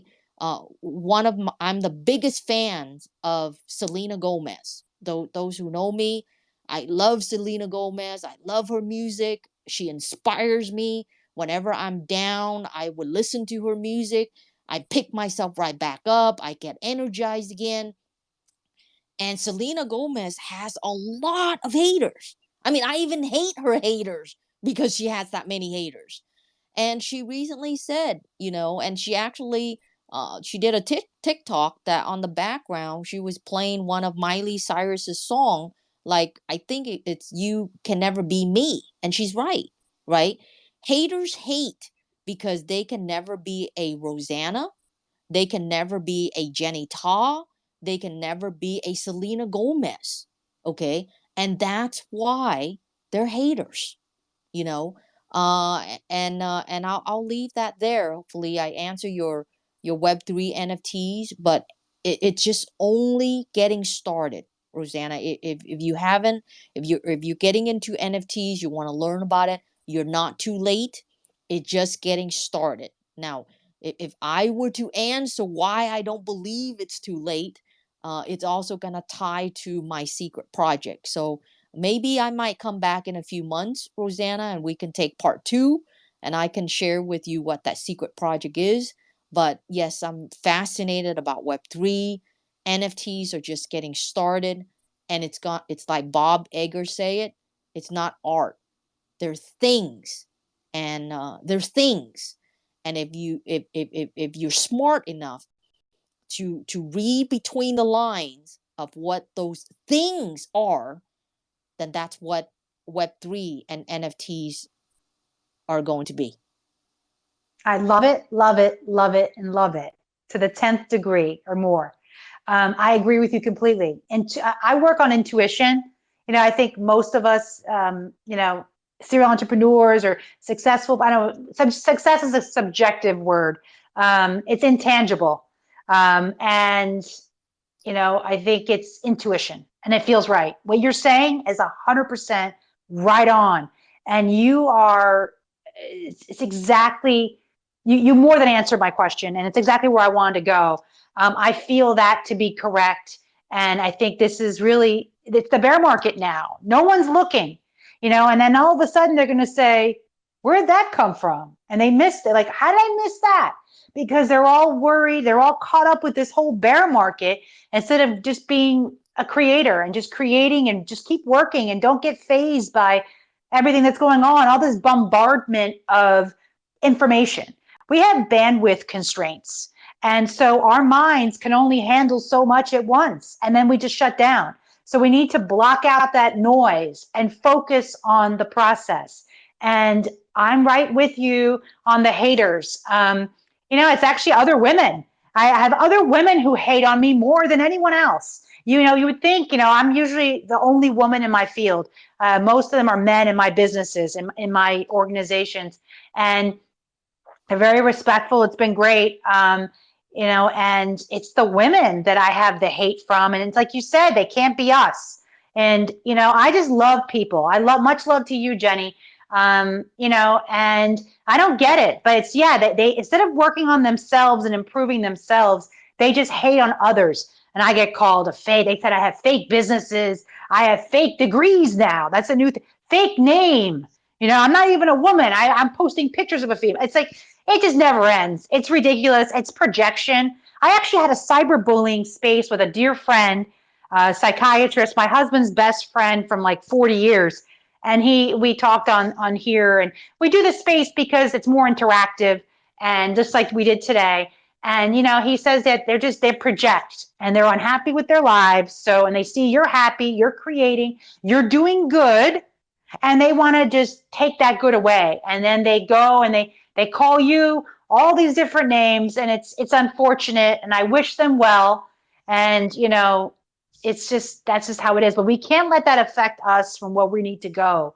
And, NF films, NF fast, I love that. It feels right. It just makes sense that that's where everything's going.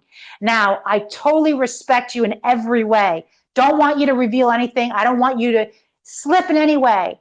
So let's put your project aside, and hopefully I can help promote it someday. Whenever you're ready, I'll be the first one there to help you promote it. I'd love to. Could you share any ideas you have? I know you shared a lot, but any stocks or any crypto or any, other projects or any way that people can start getting ideas or where they can invest in the opportunities for these NF things that are coming in the future? Great question too, as well. I wanted to, just add a tad bit on what you just shared about haters and women. Before I hop over to, what's next when it comes to investment. The thing with me, again, to those who follow me on Twitter, I don't hate men. Let me start it that way. I don't hate men, but I do hate men. Now, that is just odd for me to say that, right? I mean, how do you don't hate men and then you do hate men? Of course, I don't hate men because there are great men in my life, right? Business partners. I'm seeing a guy. Okay, he's a great guy. A lot of my teammates are men. Amy, thank you so much for being in the room. Masume, she's in the room right now. She's one of my teammates. She's docs on my Web3 VC Funds website. And then I have a couple guys who are also my teammates, and they're great men, right? They wouldn't be with me if they're not great men, because I don't surround myself with people who are not great. Okay. But the side of me that I don't like men is that, again, and also I also the failure part of women, Rosanna, as you saying that majority of your bashers tend to be women. And that's the thing. One of the biggest negatives of women is that we get jealous. I don't. I think I'm too masculine. Let's just use it like that. To be jealous of my other women, you know, friends or colleagues or counterparts or whatever you call them. I always empower women. Okay. I empower women, every chance I get. Okay. If I were to interview, if I were to hire someone, and both the man, and let's say I only wanted to hire one person, I only have enough budget to hire one person, and the resume comes in, and it comes down to two resume, a man and a woman, and they both have, identical experience and qualities and traits, and I have to choose one, I would choose the woman. I'm going to say it right here. I would choose the woman. Okay. So the reason is, like, lately, Miley Cyrus came out with a song, how, her ex-husband cheated on her 14 times. Now, of course, I don't know if it's true or not. I'm just reading what it's off the internet. Okay. And then yesterday news broke about, she's also one of my favorite singers too. That her ex-husband was cheating on her, and she found out that she cheated. Secure, because of this, jar of jam. I was in Beverly Hills, and my friends start sending me all these things. So back to what you were saying, Rosanna, about haters, women hating women. That is an unfortunate, but it's true. Okay. It's an unfortunate, but it's true, because women are not supposed to bash on other women. Okay. We're supposed to support each other. But then again, men bash men too. Okay, men are so competitive, they bash each other. So it boils down to the world that we live in. And recently, because I tweet anti Tesla. And because Tesla is really bad cars right now, they make really bad cars right now.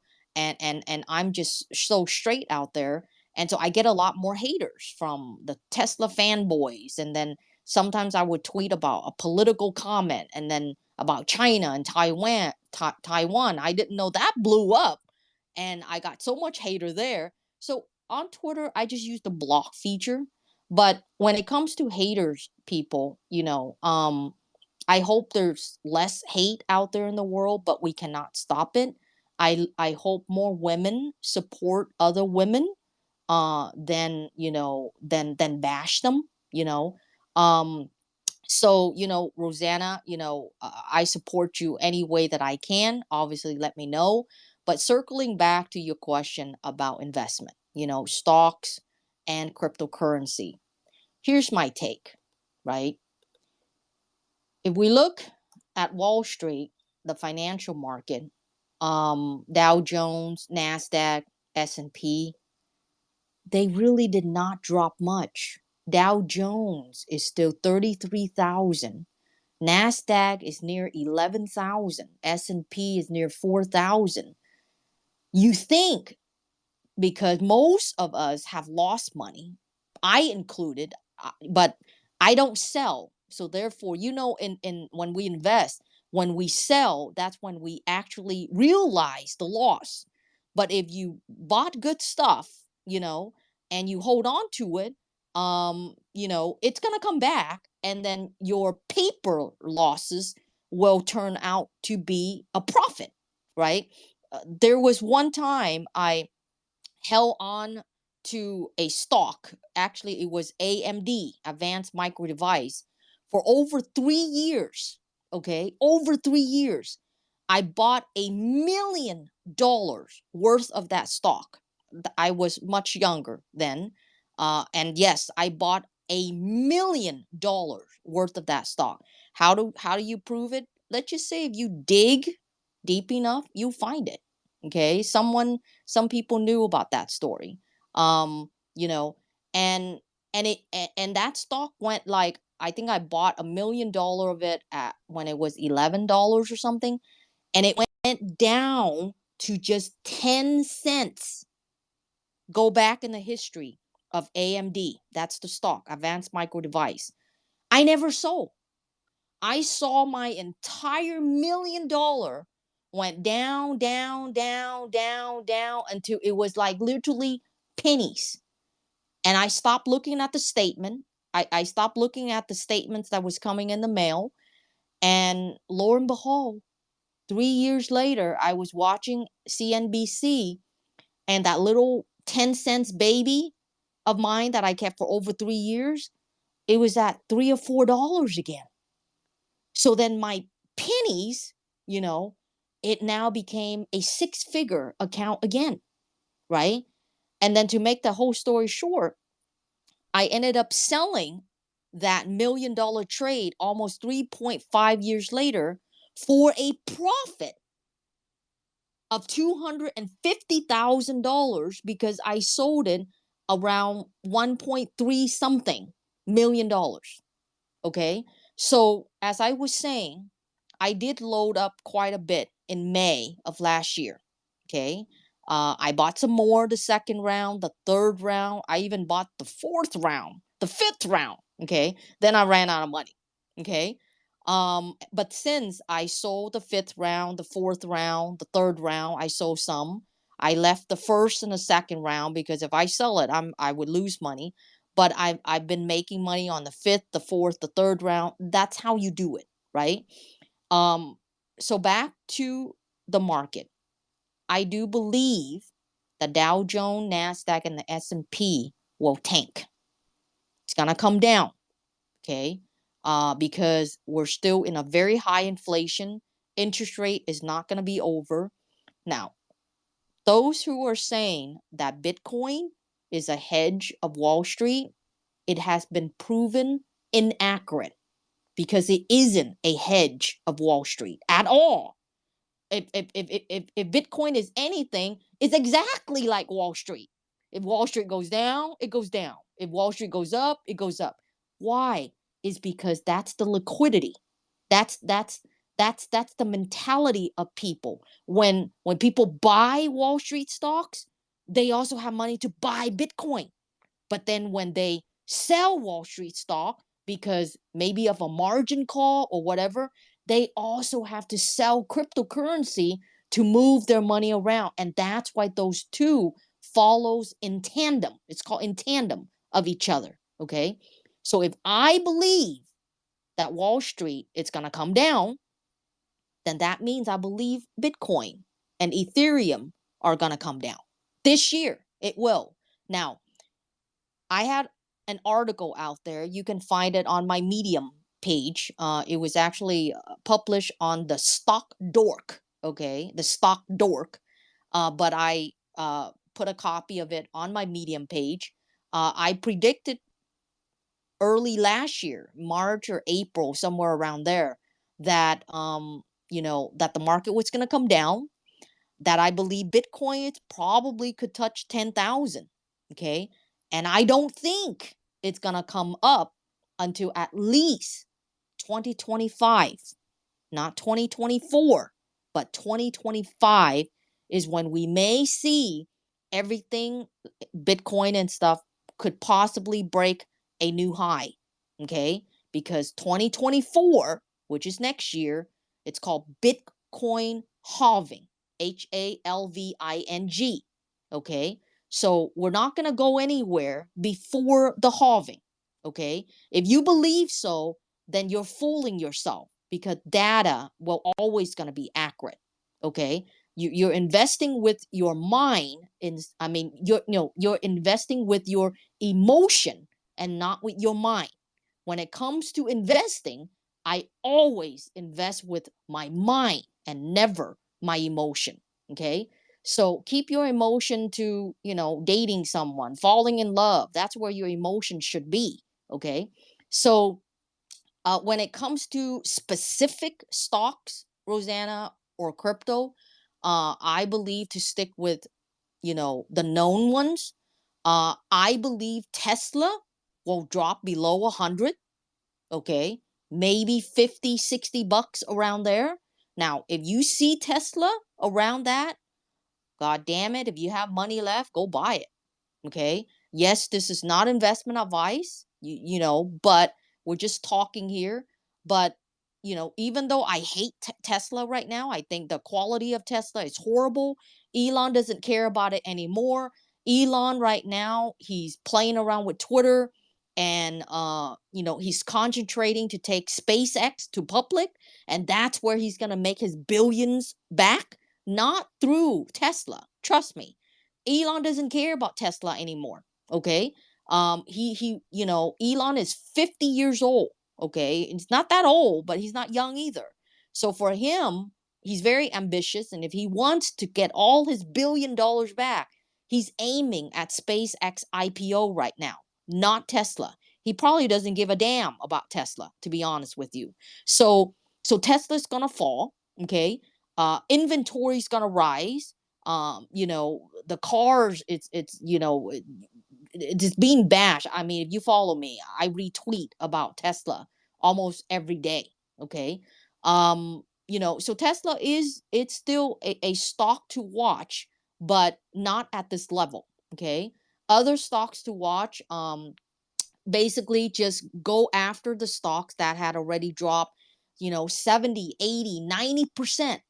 And then keep an eye on the indexes, Dow Jones, NASDAQ, and S&P. Okay. When you hear Dow Jones breaking below 30, NASDAQ below 7,000, S&P below, 3,200, if you still have cash at that time and if you have the guts, that's when you go and you buy it. Okay. That's when you go and you buy it. Pick the stocks that are solid, but it dropped 60, 70, 80, 90%. And then on the cryptocurrency side, you know, Bitcoin is the godfather, not investment advice, but if it does come back down to where I believe it's going to be, which is around $10,000 or so, I believe that's a buy. I believe Ethereum is going to be probably back down between $600 to $700. So 50% less where it is right now.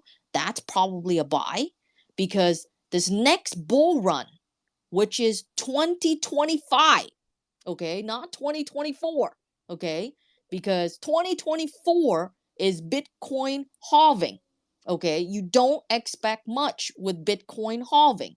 It is after the halving that's when things gonna get fun and excited, okay. So anytime when you see a spike, which it did recently, Bitcoin went from 16,000 to 21,000.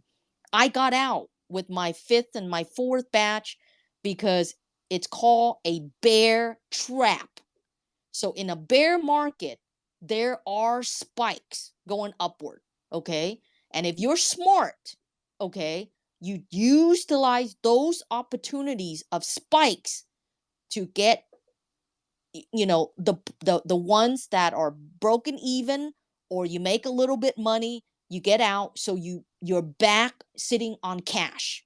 That's the investment strategy that I built my wealth on, okay. Besides running companies and a 3x founder, but I cannot speak strong enough, as you can see, Rosanna, in my passion, because I wish if people could just do exactly as what I just share, they would make money. They would make a lot of money, because it's not that hard. The hardest part is fighting against your emotion. Okay, people can easily say buy low, sell high, but at the end of the day, they don't do it. They don't do as what they say that they would do. They do the opposite. Okay, and I've been on Wall Street for so long. I've trained my mind, and I'm very hardcore when it comes to investment. And that's my advice. If you call it an advice, is to be cautious this year. It's not gonna be a bull run. Okay, it's gonna be either flat or downward, but you can still make money trading in between, if you're sharp enough to do it correctly. That's all I wanted to share. Hopefully that helps, Rosanna. And welcome, Rose. Thank you for joining us. Oh, wonderful. Welcome. Thank you so much. I love it. I agree with you completely. Thank you. You speak so eloquently, and it's so apparent that you are a leader and a public speaker and a mentor. You said it so perfectly. I'll start with the haters. I want to touch up on that. I'm also have more of a masculine energy about me. I'm very feminine as well, but I tend to have mostly male friends. But then I have my few really close female friends, and they're very close to me. Masuma is amazing. I love her. We all love Masuma here. And Jenny, I could see you as a very close, dear friend to me, because you seem to have such a similar constitution and mindset. I agree with you. Keep the emotions in the relationships and people. And when it comes to business, remove them. And it's not about removing emotions. And I'm actually studying more in my decision-making sciences. I'm actually taking I'm in a program at Harvard right now, just further my education in decision-making and the behavioral economics. And, it's important to have them. We're humans, so we have emotions. And so we can't eliminate them. But what we can do is eliminate the impulsiveness, the reactions. And that's exactly what you're saying. Don't react. Just because you feel something doesn't mean you're going to hold on and buy the stock now and say, I'm going to hold on or this or that because you're attached to this stock or this crypto or this or that. The point is, this is a market right now to be ruthless, to say, you know what, I'm going to jump in, I'm going to ride this wave, and then I'm going to trade it and sell and be done with it. and that's how you have to do. You play these spikes or these downturns, and you trade it. And if it's not for you, then you know yourself, and that's most important in investing and in business and in life. Know thyself. Know what works for you. If you're the kind of person who that doesn't work for, don't force it. Don't make yourself do it, and just stay out. Stay cash. Cash is great. I always talk about cash, fine, it has inflation, but most asset classes have negative expected returns in this market in this time period. So you want to have losses and inflation or just inflation? So it's being in cash is fine, is great. And of course, it's not financial advice, but I maintain a significant cash position and I do my trades. I have my long holdings still. I still have them. I have quite a bit. And, I love that thinking on Bitcoin. And I agree. I could see it going much lower, and the halving in 2024, it makes sense, in 2025. And I think the stock market as well. I think we could get stagflation. We could get much lower. It could be around here. We could be range bound. So, just remain flexible, keep an open mind, and, know that things will get better in time. Just don't expect it to be immediate, and beware of the emotions. And, don't let them affect your decision making when it comes to investing and money. And I'm also a trader, by the way, regarding real estate and everything. I'm self-made as well. My husband and I was very fortunate to have a great husband. He's also an entrepreneur. He's a serial entrepreneur. He's an attorney, and he's also an engineer. He's a mix of all kinds of things. He's just an inventor. And so he and I, many years ago, when we first started out, we didn't have anything. And we started with real estate investing. And we would flip homes, and we would work on the home, fix it up, and then flip it. So we kept moving around, and we just kept moving from home to home. And, we rented out some properties, and we just started building that way.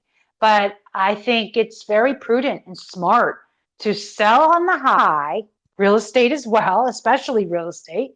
And then when the housing market comes down, because it should eventually, I don't think we're anywhere near it. Maybe the end of this year, maybe next year, we don't know. But then by then, you make significant money.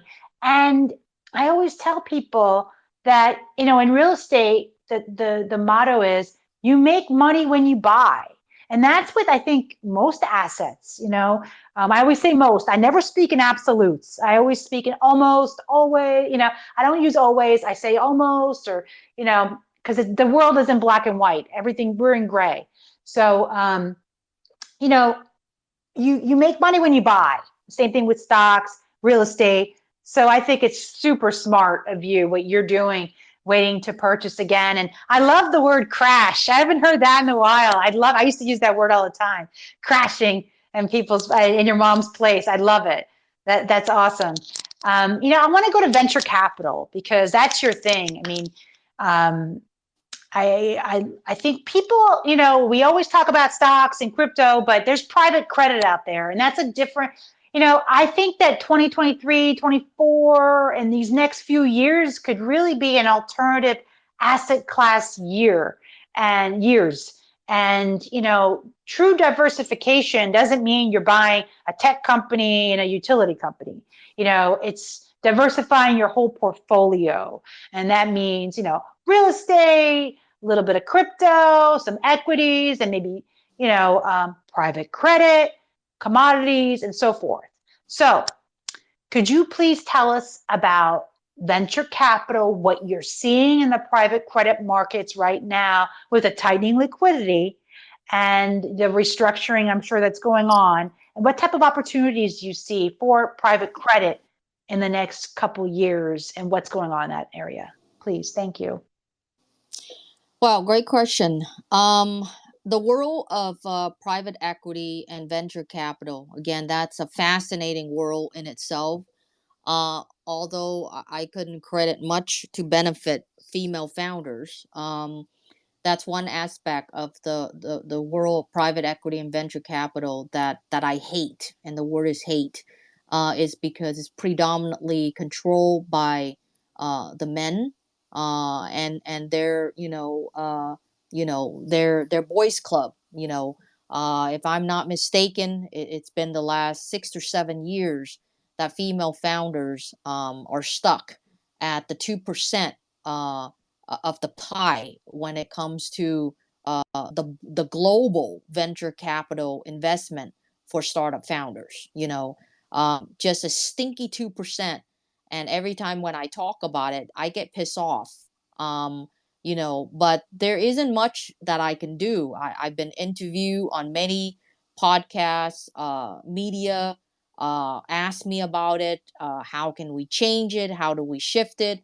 I've shared my thoughts, but at the end of the day, back to what you and I were saying earlier, Rosanna, that if women don't support women, it's never going to happen, because the men are not going to change anytime soon. Wealthy women like Sheryl Sandberg, or some of the billionaires, even Katie Haun. Katie Haun is Haun. I believe she's the first female VC that launched a $1 billion fund, right? If you guys Google about that, you will find that article. I believe it was either last year or late 2021. I try to keep up with a lot of these information, so my timing may be slightly off, but the information is accurate, about Katie Haun, about the $1 billion fund. So even someone like Katie Haun, where she pride to be the first woman to to have a $1 billion fund, she doesn't back all women either. She doesn't back all female founders either. Most of her projects are still very much male dominated. So for people like Katie Haun, and again, no disrespect to her at all. Okay, don't get me wrong. I'm such a huge fan of Katie Haun. And Sheryl Sandberg. She's actually a good friend of one of my best friend, partner too, Shenta. Sheryl Sandberg was the former Facebook COO. She's also a bazillionaire herself.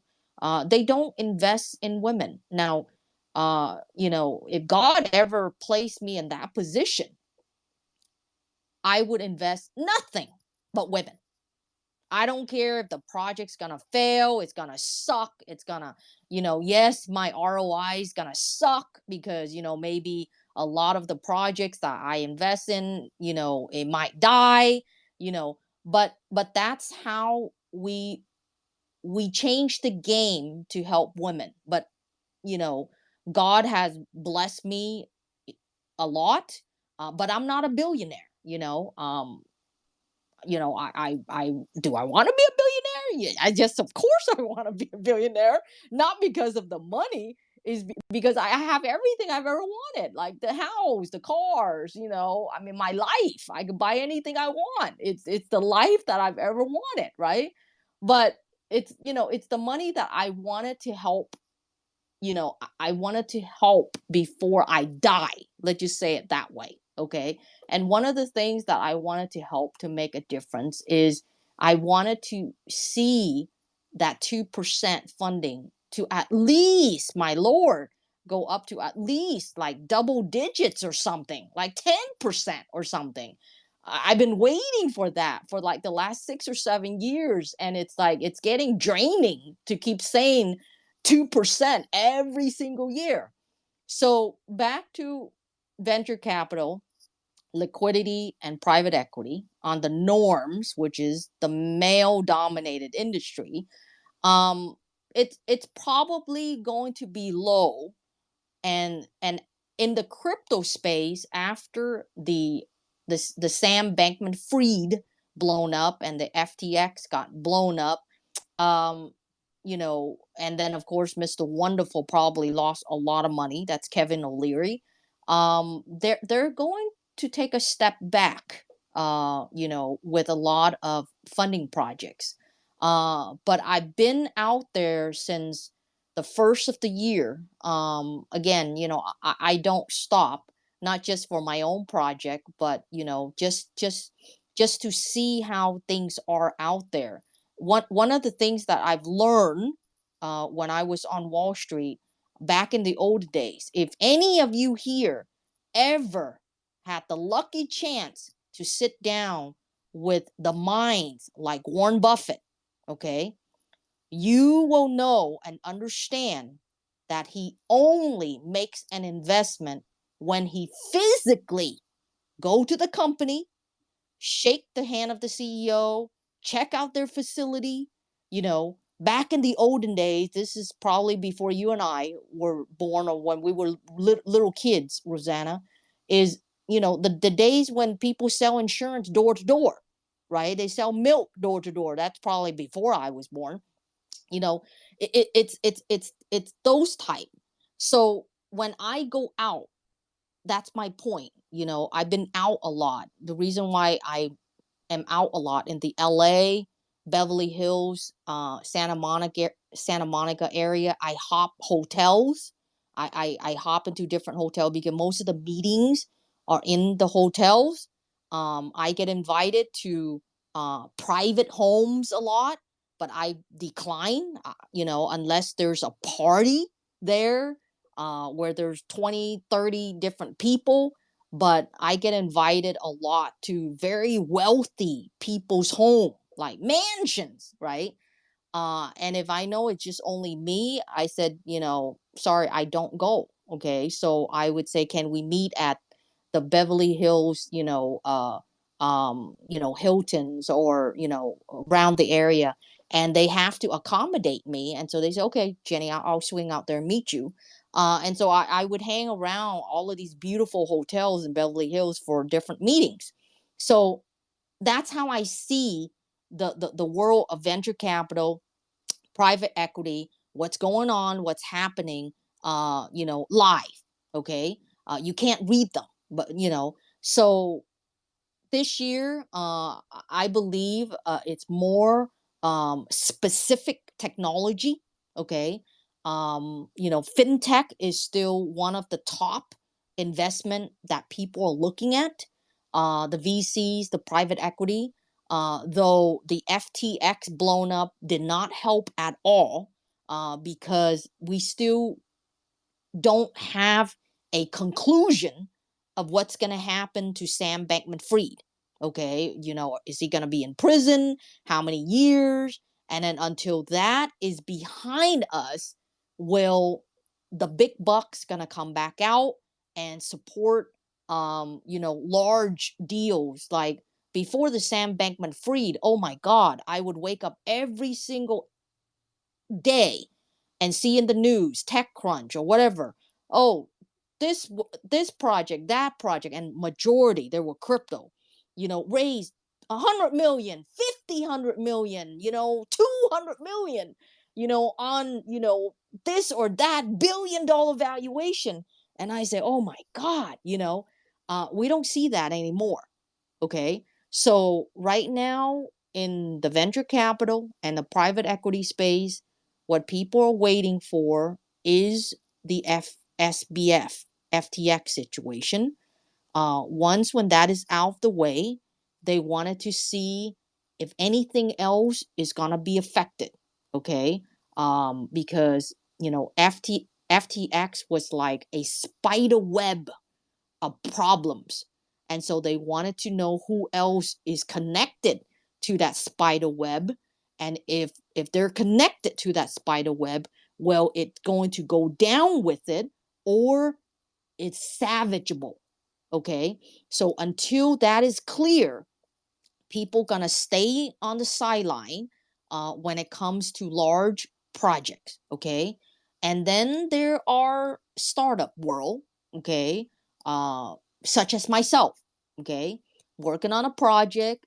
There are seed rounds, pre-seed round, leading up to a Series A, but not ginormous numbers like before. And here's a funny thing. I know Rose, she's in the media, so I'll touch a little bit about the media, right? Back in 2021 and 2022, if you were to talk to any journalist, CoinDesk, Cointelegraph, Decrypt, those are crypto media, And even if you have a race, like a Series A, and you lock $5 million, they would decline to write about you. And their reasons were, it's too small, Jenny. Okay. Right now, we only write about deals that are 30, 40, $50 million rounds. And I say, okay, all right, but that is going to come down to as well. Okay. Because the days of 30, 40, 50 million, whatever rounds, especially in the crypto space with billions of dollars in valuation, those days are over, at least for now, until the bull run again, which I did say, and I'm going to repeat, 2025. Okay. Not 2024, not 2023. Okay. So you got to sit on the sideline. If you have a family, take care of your family. If you're building, build quietly, which I am. But that's just where it is, Rosanna. They are still writing checks, okay? They're more conservatively. They're betting on the jockey, not much of the horse, right? Now, when it comes to jockey and the horse, there's an argument there, okay? There are those people that I've seen on Twitter. They would laugh at investors who would bet on the jockey, because if you bet on the jockey, they would point to Sam Bankman-Fried, okay, which is the blown up of FTX. That's the jockey. So whoever bet on Sam Bankman-Fried, you literally lost everything, right? But then here's my argument. When you bet on the horse, in a startup like Sam Bankman-Fried and FTX, numbers can be forged and they can be lied and manipulated. Unless you pay hefty for a high-end auditors, and they're not cheap. When you're talking about the top 5 auditors to come in, you better be prepared of 6 figures to pay them. And how does that make any sense when it comes to a startup, right? So there are people who are saying, yeah, we're going to see a lot more blown ups in the crypto space if VCs are going to write checks, bet on the horse. Okay, I mean, the jockey, not the horse. But then even if you bet on the horse, can you sure that the financial numbers, the due diligence that the founders are giving you, are they truthful? Unless you're going to put out 6 figure to pay one of the top 5 firms to go in and do. And you know what? SBF had audited financials from the top 5 firm, and it's still blown up. Okay. So at the end of the day, it goes back to what I was saying, is investing in startups. 9 out of 10 times you lose money. That's why it's called the elite world, the wealthy world. You don't get into that world of VC and private equity unless you have cash to burn. Okay? If you don't have cash to burn, that's not your place to be. Okay? So for the people who do have cash to burn, they know that when they step into venture capital and private equity, 9 out of 10 times it's a loss. So they better make it on that 10th round to make it all back of the loss that they've lost in the other 9 rounds. Okay? So in conclusion, in summarizing, when it comes to private equity and venture capital, is that there will always be money. Okay? Bear market, bull market. But in the bear market, like we are today, it's just lesser money, and people are more caution when they write a check. I believe between betting on the jockey or betting on the horse, if I were to write a check, I'm still going to bet on the jockey. If that jockey happens to be Sam Bankman-Fried, or that jockey could be Jeff Bezos. Remember, 20 years ago, Jeff Bezos talked to his boss and he used his heart to launch Amazon. And he is the Jeff Bezos today. Now, if I bet on that jockey, I would be a part of the huge, phenomenon that Amazon became to be. So for anyone to say that it's wrong to bet on the jockey or versus the horse, they also need to look at themselves. You can't not look at just Sam Bankman-Fried FTX failure and thinking every founder will be a Sam Bankman-Fried. No, there's also a Jeff Bezos. Okay, so for me, I still bet on the jockey. In aside to that, I still do as much due diligence as I possibly can when they send me the numbers and stuff like that. And then the third and final thing, which you did touch upon, Rosanna, is I utilize my intuition. Now, unless if I write a check for 5, 10, up to 25 grand, which I do a lot, and I said, well, I'm going to kiss that money goodbye, okay? But God's going to give me more, remember? Because I believe in faith. And it has happened, okay? I lose a lot, but God always gives me more, okay? And so women, we have this intuition, right? So I utilize 3 things. My core number 1, if I'm a VC into private equity, investing in private, offerings and, companies, I bet on the jockey first. Then I look at the project. Does it have potential? Is the idea scalable? Okay. And then third and foremost, I utilize my intuition. Now, if all those 3 line up, I would invest. So I do believe that other VCs, females or male VCs out there, they have their own tactics. Sometimes they write checks for their friends, boys club too. We don't know. But, I believe last year in the world of venture capital, there were over maybe 120 or $130 billion that were invested in the market. A lot less than the year before in 2021. This year, I believe it's going to be softened, but not zero.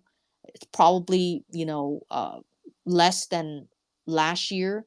And then things going to pick up next year, heading towards 2025. We're going to be back again, with strong, liquidity and investment. So that's where I believe. Excellent. This was, wow. Agree with you. Everything you said is right on. And we're learning so much from you. It all makes total sense. And thank you so much for transparency. Everyone should know that you've just heard truth. You've heard experience. And this is not what people tell you. And this is the truth. This is what's really going on. And thank you so much for everything. I can't think of anything else to end this wonderful discussion on than that. Is there anything I missed that you want to add to our discussion, Jenny? I love everything you say. This has been amazing today. No, you have covered everything so well, and I'm thankful and honored. I would love to interview you, one of these days when, when you have a chance. I love to sometimes I love to interview those who interviews me, because I believe they have a history themselves, and, we can certainly discuss and, we can set up another Twitter space maybe a couple weeks from now, and we'll do the reverse. I would love to know more about you, what you do. You're definitely a badass, alpha A type of a woman. I appreciate the time you've given me, and I guess zeroing me out for the interview today. It's a great honor to meet you and getting to know you. I do have 2 tiny questions. Number 1, I would love to know what your zodiac is. I don't want to take. I believe you might be a fire sign. So if you're a fire sign, then you're either an Aries, a Leo, or a I think, is it Sagittarius? I think so. So that's one of my question. And my second question overall for you to end our Twitter space today, is that what is your number one goal for 2023? Given we have talked about, is it one of the businesses that you're running? Just one goal. I know we have multiple goals, but just one goal. And then the third is, I know you're gonna put this on your podcast. Would love to have the permission, because this is such a great conversation, to also put a copy of our conversation today on my YouTube channel. But I wanted to do mine probably after you do your podcast, weeks first. And then, I can add a copy of this on my YouTube channel, because I believe it's a great conversation, and I'm thankful for that. So that's all I have. Oh my God. Thank you so much for everything. I'm honored to be here with you today. And I'll tell you, you were based on intuition yourself. I came across you and I'm like, I have to meet this woman. And I didn't even read through your profile. And I just knew that I had to meet you and speak with you. And then I read about you afterwards. After I already asked you to do the interview, then I read more about you. And my intuition was right. You're amazing in every way. And I'm so honored to meet a woman like you. And you're an inspiration for all of us. And I do believe that we inspire each other, and we can just keep growing together and I would love to do interviews with you, everything. We can just talk on the phone. We can talk Zoom. And next time I'm in California, we can meet up, because I've actually been planning to come out there, was hopefully sooner than later. Been talking and thinking about moving back out to California. But it just hasn't, sometimes it's just not the right time. It's God's way, not my way. So I need to be here just a little longer, and that's fine. Zodiac wise, I am a fire in every way, and you called it right. I get called a badass all the time, and I am that type of woman. But I am a cusp, and I am a cusp of Aquarius and Pisces, and February 19th. Yes, right. February 19th. What's a cusp? That's the first time I've heard about it. Okay, when I was born, it was actually more in Aquarius, and now it's more Pisces. So if you look at different calendars, I could be an Aquarius or I could be a Pisces. Okay. So a Pisces, I know, is a water sign, and Aquarius is an air sign. Well, that's fascinating. A cusp. Okay, so that's interesting. I got to look into that. See, I've just learned something new from you, even though I thought I know so much about Zodiac, but I don't, But that is interesting. Yeah. I love all that stuff. I'm all into all that kind of astrology. And then I also I looked up the day I was born. I'm a manifesting generator. So that's like another thing. It's like a life chart or something, like birth chart or something. Yeah. So, and I'm Chinese. I have my best friend is from Taiwan, and I have to say I have mostly Asian friends and Indian, and I don't think I can really count many Italian friends I have. It just works out that way, and I relate to a lot of Asians that I'm very close with. So I'm Year of the Rabbit. I also look at the Zodiac of the Chinese New Year. We celebrate that as well. We also celebrate Diwali. I love that holiday as well. But Zodiac of Cat, that I think it's the year of the cat, is it? In Vietnam, right? Is it the year of the cat? That is correct, but more accurately, it's supposed to be the year of the rabbit.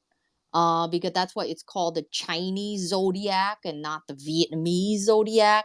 And based upon what I recently read, because of my tweet, I mentioned it's a cat for Vietnamese and a rabbit for Chinese. I get a couple of questions via DM. Say, why is that? So I did a little bit digging, and I believe that how it was written in the Chinese dialect. The Vietnamese read it, and the pronunciation sounds like cat. You like Mhm. meow, you know. Okay. And so they start using that, you know, who knows when, years ago. And so it's the only zodiac of the 12 animals that are different. It happens to be that year. So if you know, if you're Chinese, you're, you know, authentic Chinese, then obviously it's a year of the rabbit. But if you're authentic Vietnamese, it's a year it's a year of the cat. I'm actually both. You know, I'm Chinese Vietnamese, so Awesome. I can go either way. You know, but it's a very unique year, to be honest. It Cat is. and rabbit, yes. I love it. So I was born in the year of the rabbit. And Oh. yeah. So I'm Uh-huh. a rabbit too. I think I'm a wood rabbit. I forgot. I think I'm a wood rabbit. Right. 1975. Okay. I'll give it away my age. I'm 1975. Who cares? I don't care. Age is just a number, not a big deal, Exactly. right? Who cares? Right. And you know what? Right. With age comes wisdom. So you know what? I've learned a lot in my life, and and I'm proud of everything. So yes, I'm a wood rabbit. So that's Wow. me. Um, Mm-hmm. Mm-hmm. and yeah, so I love all that stuff. Fascinating. What are you? Well, you know, let's take that into a different another conversation. Because that's kind of a long story behind that. You know, because it has to do with when my mom took my brother and I on the boat. She didn't bring any paperwork, right? And then when we went over to the camp, you know, in the Vietnamese, there's a number. When you write the number one, it resembles a number seven, or the number seven resembles the number one. So long story, I don't want to start here because then it's going to take another 10 or 15 minutes. Usually when I share stories, I want to start from beginning to end, so we can pick that up the next time. You know, but I'll hold that back until next time. But I can't uh, wait. I yeah, look forward to it. Thank you. I yeah. look forward to the whole story. Yeah. So I'm very much Westerner. I'm against. I've been, you know, raised since I was 5 years. So I'm much more adaptable to my American zodiac, which is the Aries. And I believe my life, how I am, my personality and stuff, is more you know, towards the Aries than that of my Asian zodiac. So you know, that's where it is. Are you April? April 10th. Ah, nice. That's a good day. Yes. Uh-huh. Great. And so you're fiery, right? I believe I'm always, you know, energetically fiery. You know, I don't know why. I don't know where Yes. I get my energies from, but I'm always super energetic every single time. Same here. I'm the same exact way as you. I'm always somehow, even when I'm tired, I have this energy. I just keep going. It's a passion for life. And I think, like you said, it comes from God. We have all these beautiful gifts that were given to us. And I think that it's a gift that we need to share with others. And it's like to whom much is given, much is expected. It's this famous quote. And I feel like God blessed us with so many beautiful things in our life, and we have these gifts of passion and intensity and energy, and that's how we can touch many lives. And I know you do so much, Jenny, and I also try to as well, and I think that's what we're doing here today. um, Going on to the second question about goals. My goal actually is to build, and that's actually the goal in itself. Mm. I have taken on quite a few projects. I'm happy to share. I launched an investment business, entrepreneurship. I'm an options trader as well, so I launched that whole educational platform, my website rosannaprestia.com, and then I did a simultaneous multiple launch. I also launched the podcast, the Row Show podcast. And then I also have CEO to CEO advising and coaching, because I'm like, I've done this process. I can do it in my sleep. It's called expertise-based intuitive decision making. And at some point when you become an expert in certain fields, and, it becomes, almost like you make intuitive decisions, and it's a system one processing. It just feels right. And day traders do that. And a lot of traders do that. And, I do that in decision making and business. And of course, you need to take time to make decisions, for a lot of investment ideas and plans and strategy. But overall, the process, I love the process of creating, building the business, and sometimes selling it, or just, growing the business. So I offer now advising and coaching for other CEOs or executive officers because I enjoy it. And that's really the main reason I do it, to help others and enjoy. And then I'm also taking my investment advisor exam, and the 65. I'm planning to do that soon. And that's just, why not? For protection, if I give investment advice to, it's always great to be licensed as well. So I'm going to have that as well. I used to be I was a commercial real estate broker for many years. I had my own brokerage in Seattle. We've lived all over. That's the whole thing about me too. I've lived all over. We traveled a lot. I've only been in New York now. Well, now it's actually been 13, 14 years, something like that. I'm ready to move on, but anyways, so I was a real estate broker as well. So, trading, investments, that's my thing. And then I'm actually thinking of doing CFA. So I have a schedule level 1 exam, and I'm like, you know what? I'm a fundamentalist. I love math. Love math. I do math puzzles in my free time. I do logic puzzles. I do all that kind of stuff. And so I was like, you know what? I could definitely do this, and why not? I'll get CFA too. Why not? And then I'm in the decision-making program at Harvard right now. It's going to be completed tomorrow, and it's a leadership decision-making program. And I'm actually thinking of doing higher education in applied economics as well. That's another thing. Maybe we'll see. I'm already into Johns Hopkins University for another master's. I'll see if that, I'm going to make a decision soon on that. I might proceed with that. Why not? I love to keep busy. Like you said, I love to keep learning, growing, and then I'm building these businesses. I'm transforming our manufacturing business, going more into product development. This is the time to do it. We're going to be creating more products, and our business, I don't really talk much about it. It's just like you. I like to keep that part of it private, and I'm happy to share with you offline. I could give you the website, everything. I don't mind sharing that on a personal level. But basically, we make the equipment. We've been doing that for 17 years. So I'm thinking of going more into the products. And we sell to all industries. It's a really fascinating business. It's thermal engineering equipment. So I sell to consumer staples. I sell to the aerospace. We sold to NASA, and I can disclose that. It's fine. We sell to CBD. They use it for all industries. It's really cool. And then, so I'm thinking of doing product with that. So there's just like a lot of things. So goals, I guess you said only can give you one, building. So that's what I'm doing. And then our kids, I have 3 kids. I have 3 sons. I have a whole house of men, and they're teenagers now, and they were into chess, really into chess. Like, we traveled the world. We took off like 5 years, just focused on, they were homeschooled, and we did chess. And the Vietnamese team, I have to tell you, is the strongest chess team ever. We were at the World Youth Championship, the cadet in Brazil in 17. And the Vietnamese team, man, they were the toughest team. They were so good. And, we traveled, we met a lot of great people. They have the US record for 3 siblings to be masters and experts. They play grandmasters. It was a whole lifestyle, and they still compete. They teach chess. And that's another thing. I taught them to give back.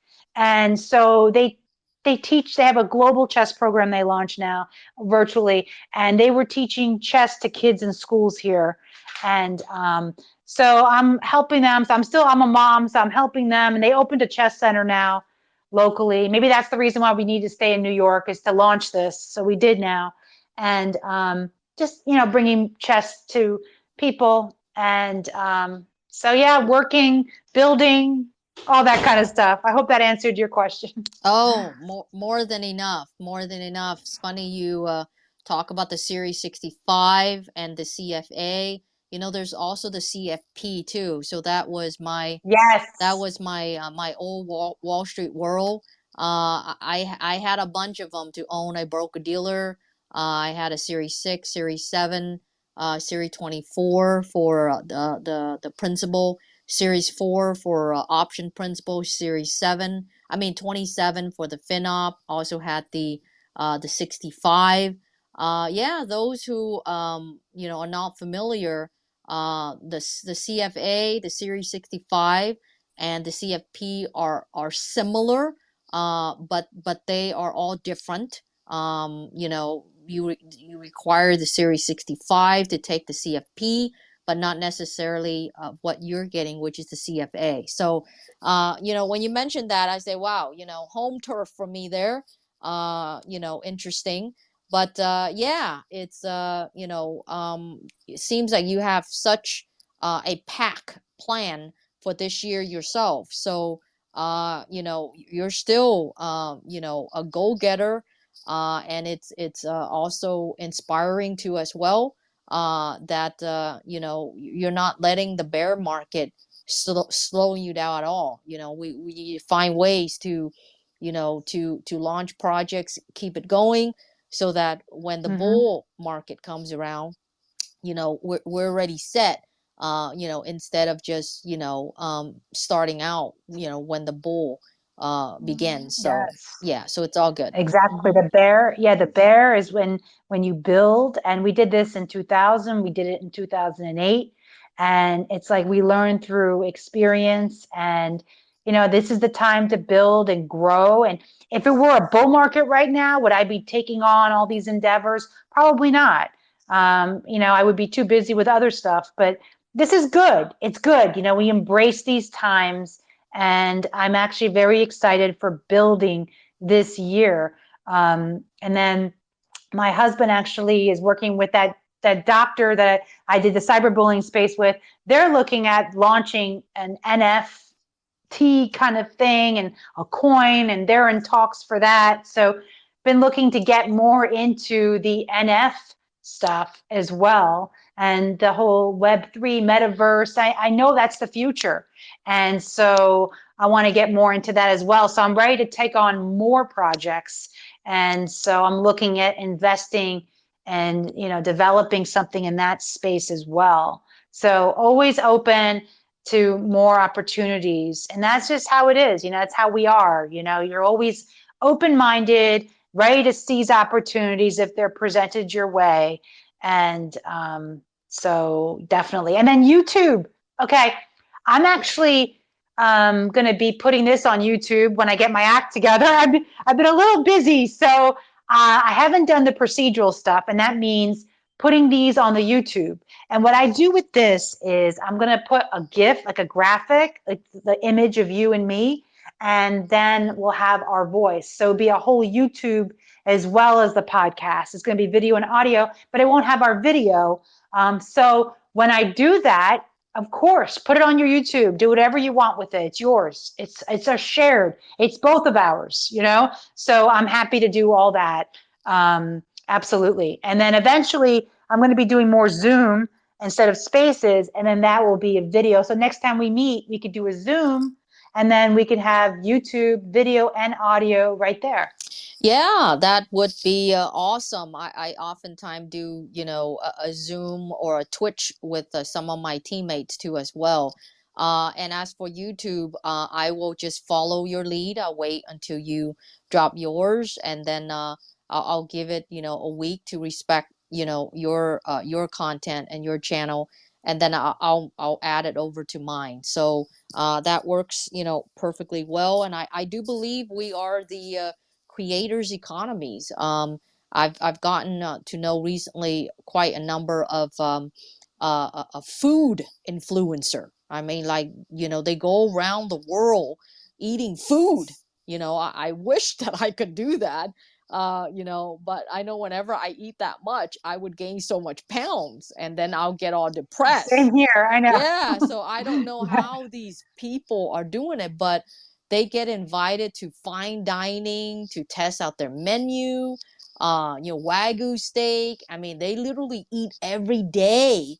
I know they don't pay for it because their Instagram, some of my friends sent me, have millions of followers. And, I follow a couple of Vietnamese food influencer, and damn, they can eat. I can tell you that. I mean, they eat, and it's like I wish I had that job sometimes, but it wasn't meant to be, and that's why I'm not in it. But a content creator creating, I believe, is still key. And and it gets more interesting as we go forward when it comes to content creating. Agree completely. And that's what we are. We're creators, and let's just keep creating and giving back, and and just sharing our passion and intensity for life. And hopefully we can inspire and energize other people as well to continue doing good for all. And that's what we're here to do. Love one another and spread love and kindness. And I do believe at the end of the day, that's what's really most important, is love. And that's what connects all of us. Yep, totally agree. Much love to you, Jenny. I'm so honored. I'm so grateful. I'm so blessed to have been guided towards you. And I don't believe that things happen by chance. I believe that there's a path for us, and we're inspired to do things by a higher power, as you mentioned earlier. And, I feel like I was led to meet you. So I'm very grateful to have had this time together with you. And I believe that too, and so, I also believe that sometimes we meet, on the internet like this, and then there's sometimes, we take it out in real life. And, I have a couple of really great friends, with that too as well. So, the invite is out. So whenever you're around in LA or California, let me know, and we can certainly meet up and see where things go. But I'm also fascinated by who you are. Got to know you a little bit today. Hopefully, I can interview you in a couple weeks, and then I get to know you a little bit more. But I always love an empowering woman story. So, we don't have enough of it out there. So thank you so much for the opportunity I was giving today, and grateful to have met you. Same here. You are empowering. You're an amazing woman. So thank you so much. The feeling is mutual. And if you're ever in New York, please, I want to meet up with you. I want you over. I'll make an Italian meal for you. You could sample my food if you like that. So I look forward to meeting you one day. But let's meet up and virtually, and we could do an interview. I would love to.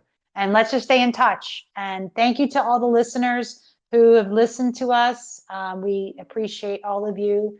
And thank you, Jenny. Well, thank you so much again, Rosanna. Thank you, everyone. And this will get all edited to be one piece.